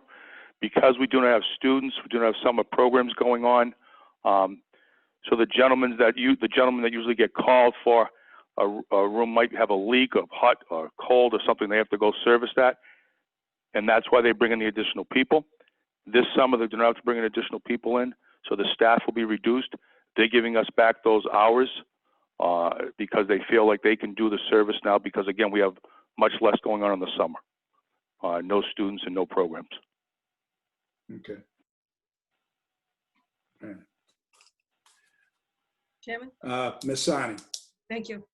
I just had a question with the HVAC. I know if we decide students coming back into the school, I know one thing that we need to change filters a lot more often during the school, so the cost might start coming up more with HVAC. Has that been looked at all, about the cost? And then some kind of, I heard about UV lighting along in the HVAC that helps for viruses. Have you heard anything about that, Mr. Bond? So, yes, they are changing filters in other school systems more often. Instead of changing them quarterly, they're trying to change them more often. So that's something we have to look forward to going, as we go forward. As far as the UV, we've had some discussions with them. Obviously, there's a couple of different ideas with UV. Some is they put on robots and they walk them through your school, and that is overnight when they can't be accessed to any people. So that's one possibility. The one in the vents, it's still up for debate as to how successful it is, but it's also a little concern is what it could cause people, cancer. So that's the issue. But they are getting me more information on both of those items. Okay, thank you. Like I said, I do know that our filters have to be changed more often if the kids are back in school, and that's a big concern to make sure that, we have that done. But thank you. Thank you. Anyone else? Ms. Cardell. Is, if it's okay with you, I'd like to go through the chair to Mr. Bremski, talk a little bit about the transportation bid. Because I know we didn't use them the way we normally would. And now what are we planning on for the future since we're living in the unknown at this time? through the chair to Ms. Cadillo, right now, the law allows us to pay for services that were rendered. It doesn't mandate us to pay for services not rendered. So since the COVID virus started, we have not paid any Malden Transportation, which is the transportation provider. There's a few outside vendors that we get some homeless transportation bills from other districts on. We haven't paid them. So if we were shut down, it would be up to the school committee's decision, because now they have amended the state statute. So if the school committee wishes, it can pay them, but you do not have to. So the Malden Transportation has received one of those grant loans. So even if we did pay them at some point, we would not be paying the entire bill.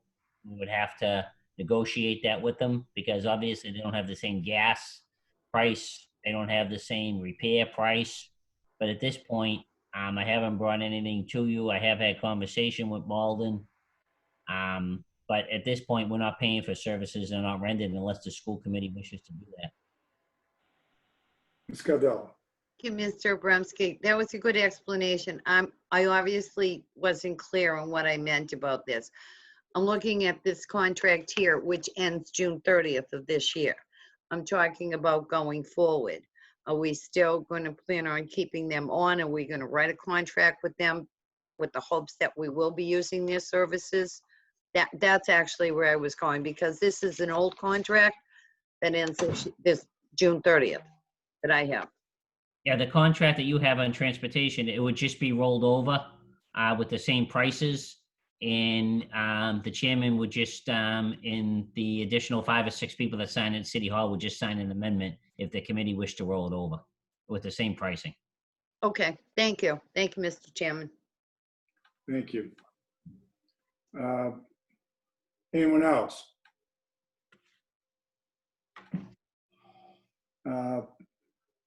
If I could, quick question on this Northeastern Technology.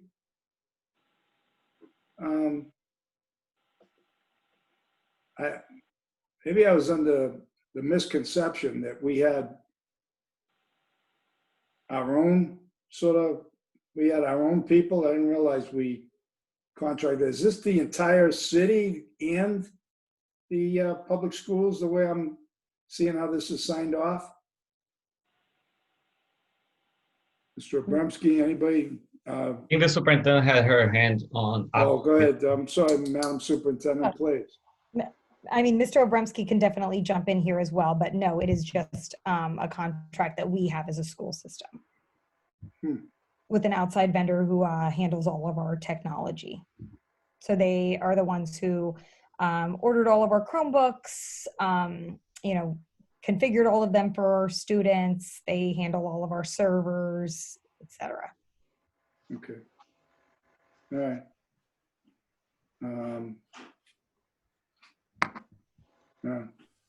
Okay. Anyone else? Anyone want to? I'll make a motion to roll over the contracts accordingly. Second. Motion been made and seconded to roll over these 8 contracts for fiscal year 21. 2 of them are for 3 months only. Roll call vote, please. Oh, yes. I'm You're gonna sorry. do each one individually? Well, I wanted to lay item F on the table, the Elliott Counseling. Oh, I'm sorry, Ms. Lambert, again, you're not, I don't have you on, Mr. Parker. No, and I'll second her motion to lay item number 8F on the table. Okay, so to amend the previous motion, so the motion before us right now, motion made to lay on the table the 8F rollover for the contract for Elliott Counseling. Motion made and seconded. Roll call vote, please. Ms. Cardello? Yes. Ms. Lambert? Yes. Ms. Murray? Yes. Mr. Panarisi? Yes. Ms. Sarni? Yes. Mr. Barros? Yes. Mr. Parker, Yes. Mr. Abraze, Yes. 8 in the affirmative, motion passes. Going back to the item, Mr. Parker? Mr. Chairman, I make a motion for favorable action on items 8A, all contracts, 8A, B, C, D, E, G, H, I, and J. A second. Okay, motion made and seconded to approve the rolling over the contracts for fiscal year 21, E&E for 3 months, Encore, Richmond Plumbing, Sanibel Electric, Homeless Transportation, Northeastern Technology for 3 months, and for athletic transportation. Roll call vote, please. Ms. Cardello, Yes. Ms. Lambert, Yes. Ms. Murray, Yes. Mr. Panarisi, Yes. Ms. Sarni, Yes. Mr. Barros, Yes. Mr. Parker, Yes. Mr. Abraze, Yes. I believe I forgot to, there's 2 others there that I did not mention Mass and Camelot. in Camelot. Mr. Parker, you mentioned them in your motion, correct? All right, motion passes. 8 in the affirmative, motion passes. Item number 9. Thank you so much. So the next item is relative to an update on the air conditioning at the Lafayette School. So I respectfully ask to invite Mr. Obremski to discuss this matter further. Thank you, Superintendent. Through the chair to the school committee. Unfortunately, the other air conditioning condenser that we hoped that wouldn't break at the Lafayette School also broke and is in need of replacement. The cost of replacing it is approximately $280,000. Right now, the Lafayette School, if we were in school right now, has no air conditioning in it at all. This air conditioning condensing unit goes to the library, the main office, the corridors, and the cafeteria. Now, even if we ordered it tomorrow and you approve this tonight, with lead time, bringing it in, it would not probably be able to be in place until Columbus Day weekend in October. So part of my proposal to the school committee would be to lease some air conditioning, at least into the classrooms, maybe not the corridors, but at least into some of the areas. This air conditioning, and Mr. Bond can elaborate a little further, the leasing of the air conditioner units could be upwards of, this would be for 2 months, from approximately, we wouldn't do it for the first 6 weeks of the summer. We would do it beginning August 21st through Columbus Day weekend, and that total cost would be about $120,000 for the lease. So it's $280 to replace the air conditioning system that broke, and another $120,000 to lease a system. I don't know if Mr. Bond has anything he'd like to add to that. Through the chair, if I could for a moment, Mr. Abraze. Go ahead. So we are working with E&E to try to, obviously, that rental leasing of the air conditioning unit to come up with an alternative, obviously. What we're talking about right now is they would have to build a staging in the cafeteria up to the 2nd level. There is a entrance up there to the air conditioning pipes and ventilations. They would attach up there on a staging into this ventilation system, and that's where the cost comes in. But as of this morning, I told them that that's a very difficult price to pay, and they are looking at some alternatives for me. So what Mr. Obremski is giving you is a maximum outlay, but we're hoping obviously to lessen it and give us some other ideas as to how we can get the building cooled off in September, unless we obviously have a cool summer, which I'm not expecting.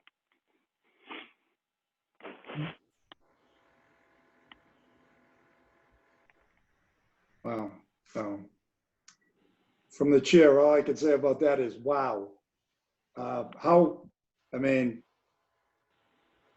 I'm going to tell you how old I am. Back when I went to school, we didn't have air conditioning. I mean, how vital is it to have the air conditioning for 2 months, Mr. Obremski? My concern, Mr. Aprizay, is that down in Lafayette, the windows only open approximately 2 inches high in the rooms. That's the way the school was built. Right. Not like you can get a lot of, even if you left the windows open on cool nights in August, you're really not going to get a lot of ventilation into that system, Right. into the school. I don't know how hot it, obviously we can't predict how hot it's going to be this summer, but once the heat gets into those buildings, takes a good month to get the heat out of the buildings. The high cost, like I said, would be this, what Mr. Bond and I just went over, approximately 120,000 at least. We may be able to get that price down. Yeah, get it down to about $120, $120,000. We're looking at a $400,000 price tag together, but I will say the 200, we do have money left over in this year's budget to pay for the $280,000 out of fiscal year 20. The leasing, based on what Mr. Parker just said and Ms. Talahani, we need to do a little bit more research. We may even be able to pay the lease out of this year. I have to do a little bit more research out of that. We could come back to you when we got a better price on the leasing, but I would at least like to get permission tonight to go ahead with the purchase of the new HVAC if the school committee. Otherwise, you're not going to have air conditioning in those 4 areas until we replace the condensing unit, which is the library, the main office, the corridors, and the CAF. Mr. Parker. Just a couple of points. First of all, Mr. Aprizay, air conditioning wasn't invented when you went to school. And second, that's an excellent point, Mr. Parker. Okay. Thank you. Yeah, you went to school at Carrier. But also remember, the Lafayette's one of the biggest schools we have in the district. I mean, you're talking over 1,000 students and hundreds of adults. I mean, that's a lot of bodies in one building with no air conditioning.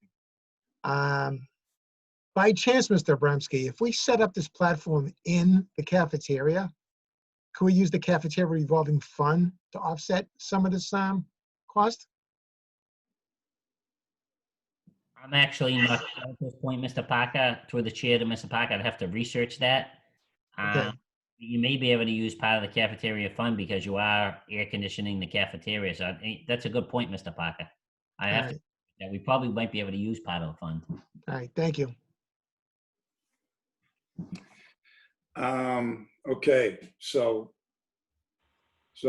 basically we're looking, I mean, the only thing about this, Mr. Abramsky, is my question was sort of,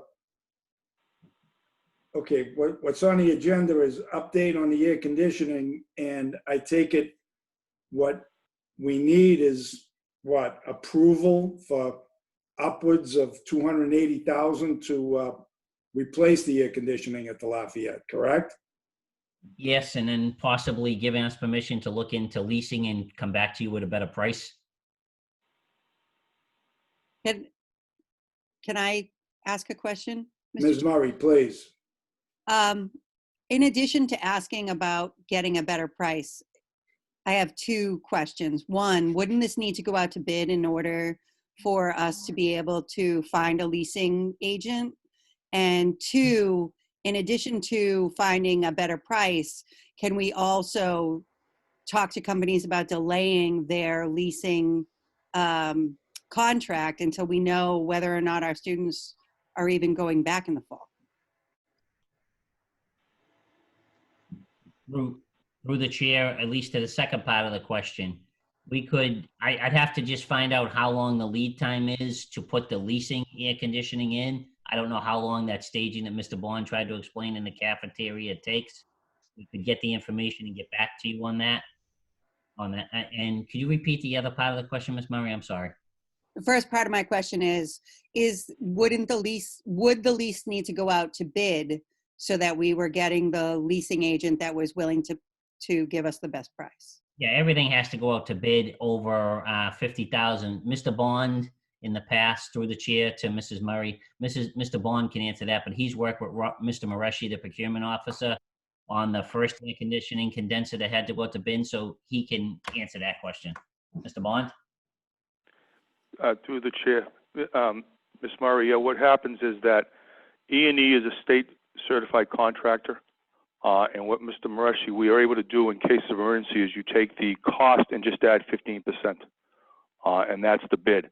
What they do though, for all the work that has to be done, electrical, plumbing, piping, they actually go out and solicit 3 bids as part of the process. And so that's why when we come out here, it's a maximum price. There's a chance that that part of the process would lower and we'd end up saving some money even with the lease. But as I said, just to remind everybody, I have talked to E&E and we are looking at alternatives to just this one solution. There's some other things we're trying to do.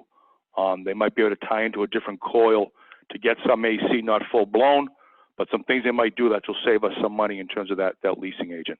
But we are allowed to do that because they are state contracts just to add a 15% cost, and that's how it runs. Thank you very much, Mr. Bond. Mr. Parker. Mr. Chairman, through to Mr. Bond. Mr. Bond, as I understand it, part of the reason why we're in this situation is because of the gas or the Freon or whatever that inert material is used is no longer available because it's been basically discontinued. Through the chair, Mr. Parker. Yes, so Mr. Parker, if you remember back in February, Mr. Obrensky and I came before you and talked about the chiller that went at the Lafayette School, and that's the original project we had planned. At that time, though, we talked about the second chiller and coil that the state has mandated you can no longer use an R22 refrigerant. Right. So anytime any of these units break down, you can no longer repair them. So you're right on. This coil's gone. We can't use R22. They have to change the unit. They're going to be changing piping. You all have what we're proposing: piping, coils, condensers, etc., to get away from the R22, and that's the issue. Okay, so as part of the school building program, the Lafayette was the first school online. It's been approximately 20 years, and we've seen this catastrophic failure. What is our risk at the remaining schools, the high school, the English, and the Gaverian? Absolutely true. Sorry, through you, Mr. Chairman. Yes, that's true. We are worried about the Gaverian. They're giving us a proposal. I think we forwarded to you in March that they think the Gaverian will last at least a couple more years without any damage. But there is the possibility if something catastrophic happens at that school, we would be faced with the same thing. Okay. Absolutely, so, that's facing the same problem. So with that, to the superintendent, assistant superintendent, as we talk with the city about capital improvements, and the mayor's been very, very good at helping us out from a capital improvement standpoint. And we could be proactive and just talk to them about the risk of the new schools from an air conditioning standpoint. I think that'd be prudent and proactive. Thank you.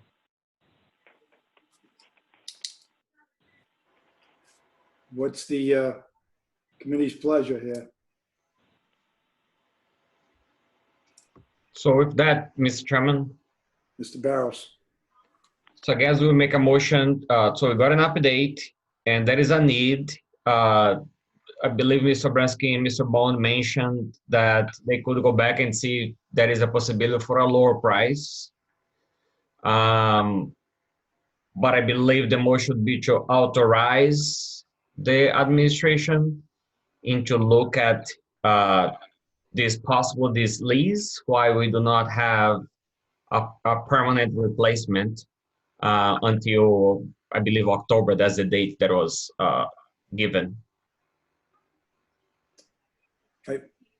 I believe we actually need a motion, though, to approve upwards of the $280,000 for the permanent solution here, Mr. Barros, and then to authorize them to look into the potential for this lease, hopefully at a lower cost. Sorry, that Mr. Parker, you had something to add. I think the proper motion is to authorize them to go out to bid. Can I ask one more question? Go ahead, Ms. Murray. My final question is about investigating the possibility of keeping money directly from the city to maybe match us for the capital improvement, or maybe asking them to kick in a little bit for that, since it is the city's building. Maybe they'd be willing to help us out in that? Is that something we could investigate? Mr. Abramsky.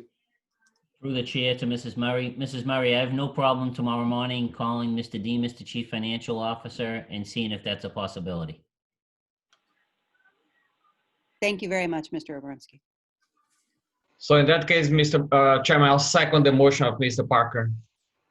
So the motion in total is to authorize the administration to go out to bid for the air conditioning unit, the permanent air conditioning unit at the Lafayette School, and to authorize them to look into the lease and alternatives for temporary solution until Columbus Day, it looks like.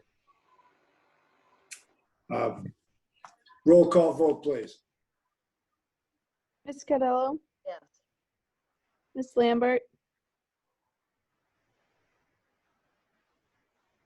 Ms. Lambert? I believe we lost her. Ms. Murray? Yes. Mr. Panarisi? Ms. Sarni? Yes. Mr. Barrows? Yes. Mr. Parker? Yes. Mr. Epperson? Yes. 7 in the affirmative. Motion passes. Thank you. And finally, number 10 is I respectfully ask to accept a gift from Exelon Generation of $11,200 to EPS to be used for 2 science scholarships of $5,000 each and $1,200 in science fair awards. Accept the donation and a letter of thanks. Second. Motion made and seconded to accept these donations and send a letter of thanks. Roll call, please. Ms. Cardello? Yes. Ms. Lambert? Ms. Murray? Yes. Mr. Panarisi? Yes. Ms. Sarni? Yes. Mr. Barrows? Yes. Mr. Parker? Mr. Parker? Yes. Mr. Epperson? Yes. 7 in the affirmative. Motion passes. Item number 6, item submitted by school committee members. This actually goes to Mr. Barrows. Oh, first, Mr. Parker, I'm sorry. If I could, Mr. Chairman, I'd like to make a motion to amend this to read and add Mr. Barrows as a sponsor. Have a second? I'll second that. Motion made and seconded to add Mr. Barrows as the sponsor of this proposal. Roll call vote, please. Ms. Cardello? Yes. Ms. Lambert? Ms. Murray? Yes. Mr. Panarisi? Yes. Ms. Sarni? Yes. Mr. Barrows? Yes. Mr. Parker? Yes. Mr. Epperson? Yes. 7 in the affirmative. Motion passes. Mr. Barrows. Thank you, Mr. Chairman. When I submitted this item, coincidentally, I saw afterwards in the agenda, which was terrific, the presentation that the superintendent gave today on a similar goal, which is race and equity in our district. So I'm proposing tonight to my colleagues to create a new subcommittee for our committee, for the Everett School Committee. The creation would be the Equity, Inclusion, and Diversity Subcommittee. So the subcommittee would seek to work with the superintendent and the whole school community to assist in the equity performance of the district in all appropriate areas. Curriculum, hiring, policy, which including parent engagement, professional development for our staff, so that we can ensure a more balanced and equitable system that will lead us to greater outcomes for the district. So this new subcommittee would work with the administrators, with the superintendent and her team, to ensure that equity and inclusion should be in the forefront of all decisions that we make as a district, from hiring to policy, budget, and curriculum implementation. As we know, we are majority minority school district with over 60% of our students coming from diverse backgrounds. And we know that disparities in achievement on MCAS and other student outcomes measures are no accident. It's not reserved to Everett, but in communities like us. They are the result of choices made by policymakers on Beacon Hill, district offices, and in school buildings across the state. So perhaps we need to look at making different choices, which the superintendent outlined tonight, which was terrific. So this committee would assist the superintendent to do just that. And with that, I make a motion that our committee creates this new subcommittee called the Equity, Inclusion, and Diversity Subcommittee, which, if my colleagues approve the motion, I would ask the chair to afterwards name the members who will be part of this subcommittee. I second. Okay, motion made and seconded to create an equity, inclusion, and diversity subcommittee on for the Everett School Committee. Roll call vote, please. Ms. Cardello? Yes. Ms. Lambert? Yes. Ms. Murray? Absolutely, yes. Mr. Panarisi? Yes. Ms. Sarni? Yes. Mr. Barros? Yes. Mr. Parker? Yes. Ms. Aprise? Yes, 8 in the affirmative, motion passes. Thank you. Thank you, Mr. Barros. Thank you. Roman numeral 7, subcommittee reports, legal committee from Monday, May 18th. That is Mr. Barros. Thank you, Mr. Chairman. This is just for informational purposes that the legal subcommittee met. We've reviewed the budget that are the line item in our budget that we assign for legal fees. And we have submitted to the committee that information. So again, this is just for informational purposes. And if the committee has any question regarding the information, they can reach out to either the chairman, Mr. Rosas, to me, or to the superintendent. Thank you. I'll make a motion to accept the communication as written and placed on file. I'll second that. Okay, motion made and seconded to accept the communication with the legal subcommittee and place on file. Roll call vote, please. Ms. Cardello? Yes. Ms. Lambert? Yes. Ms. Murray? Yes. Mr. Panarisi? Yes. Ms. Sarni? Yes. Mr. Barros? Yes. Mr. Parker? Yes. Mr. Aprise? Yes, 8 in the affirmative, motion passes. Roman numeral 8, bills and payrolls. Mr. Parker. Okay, thank you, Mr. Chairman. I would like to make a motion to approve bills and payrolls in an amount of $1,675,209.28. I'll second that. Motion made and seconded to approve bills and payrolls in the amount of $1,675,209.28. Roll call vote, please. Ms. Cardello? Yes. Ms. Lambert? Yes. Ms. Murray? Yes. Mr. Panarisi? Yes.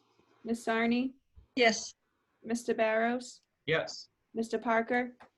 Yes. Ms. Aprise? Yes, 8 in the affirmative, motion passes. Mr. Chairman, I just wanted to make one comment before I make my next motion. Go ahead. In this learning and enrichment environment that we're in today, out of the $1.6 million, $683,000 goes towards special education. So we still are working hard to service the special ed community. And I just wanted to point that out to those that think we're leaving people behind. We certainly are not. So with that, I'd ask my colleagues to move for favorable action to pay bills and payrolls in the amount of $1,675,209.28. I'll second that. Motion made and seconded to pay bills and payrolls in the amount of $1,675,209.28. Roll call, please. Ms. Cardello? Yes. Ms. Lambert? Yes. Ms. Murray? Yes. Mr. Panarisi? Yes. Ms. Sarni? Yes. Mr. Barros? Yes. Mr. Parker? Yes. Ms. Abraze? Yes. 8 in the affirmative, motion passes. No unfinished business, no new business, no hearings. Prior to entertaining a motion for executive session. No, as a matter of fact, I will entertain that motion for executive session. Roman numeral 12. Mr. Chairman, I'll make a motion that the school committee convenes or moves to executive session. And we will reconvene and no vote will be taken. Did I do that right? We will reconvene. We will finish our meeting in executive session. This committee would not reconvene to the open session. We will Right. adjourn. We will adjourn in executive session. Correct. Right. And no vote will be taken in public. Very I'll good. second that. Okay. Motion made and seconded for the committee to go into executive session where no votes will be taken and we will adjourn from executive session. Roll call, please. Ms. Cardello? Yes. Ms. Lambert? Yes. Ms. Murray? Yes. Mr. Panarisi? Yes. Ms. Sarni? Yes. Mr. Barros? Yes. Mr. Parker? Yes. Ms. Abraze? Yes. 8 in the affirmative, motion passes. Before we go into executive session, I just want to acknowledge even though he questioned my age tonight, the vice chairman's birthday today, and he's spending it with us, which seems only fair, because of course, at his age, he probably won't remember tomorrow where he was tonight. But I just want to acknowledge Mr. Parker. Happy birthday. Happy birthday, Happy Mr. birthday, Parker. Mr. Parker. Birthday. Thank you. And with that, hope everybody stays safe, everybody in the public. With that, we are now, school committee is now going into executive session.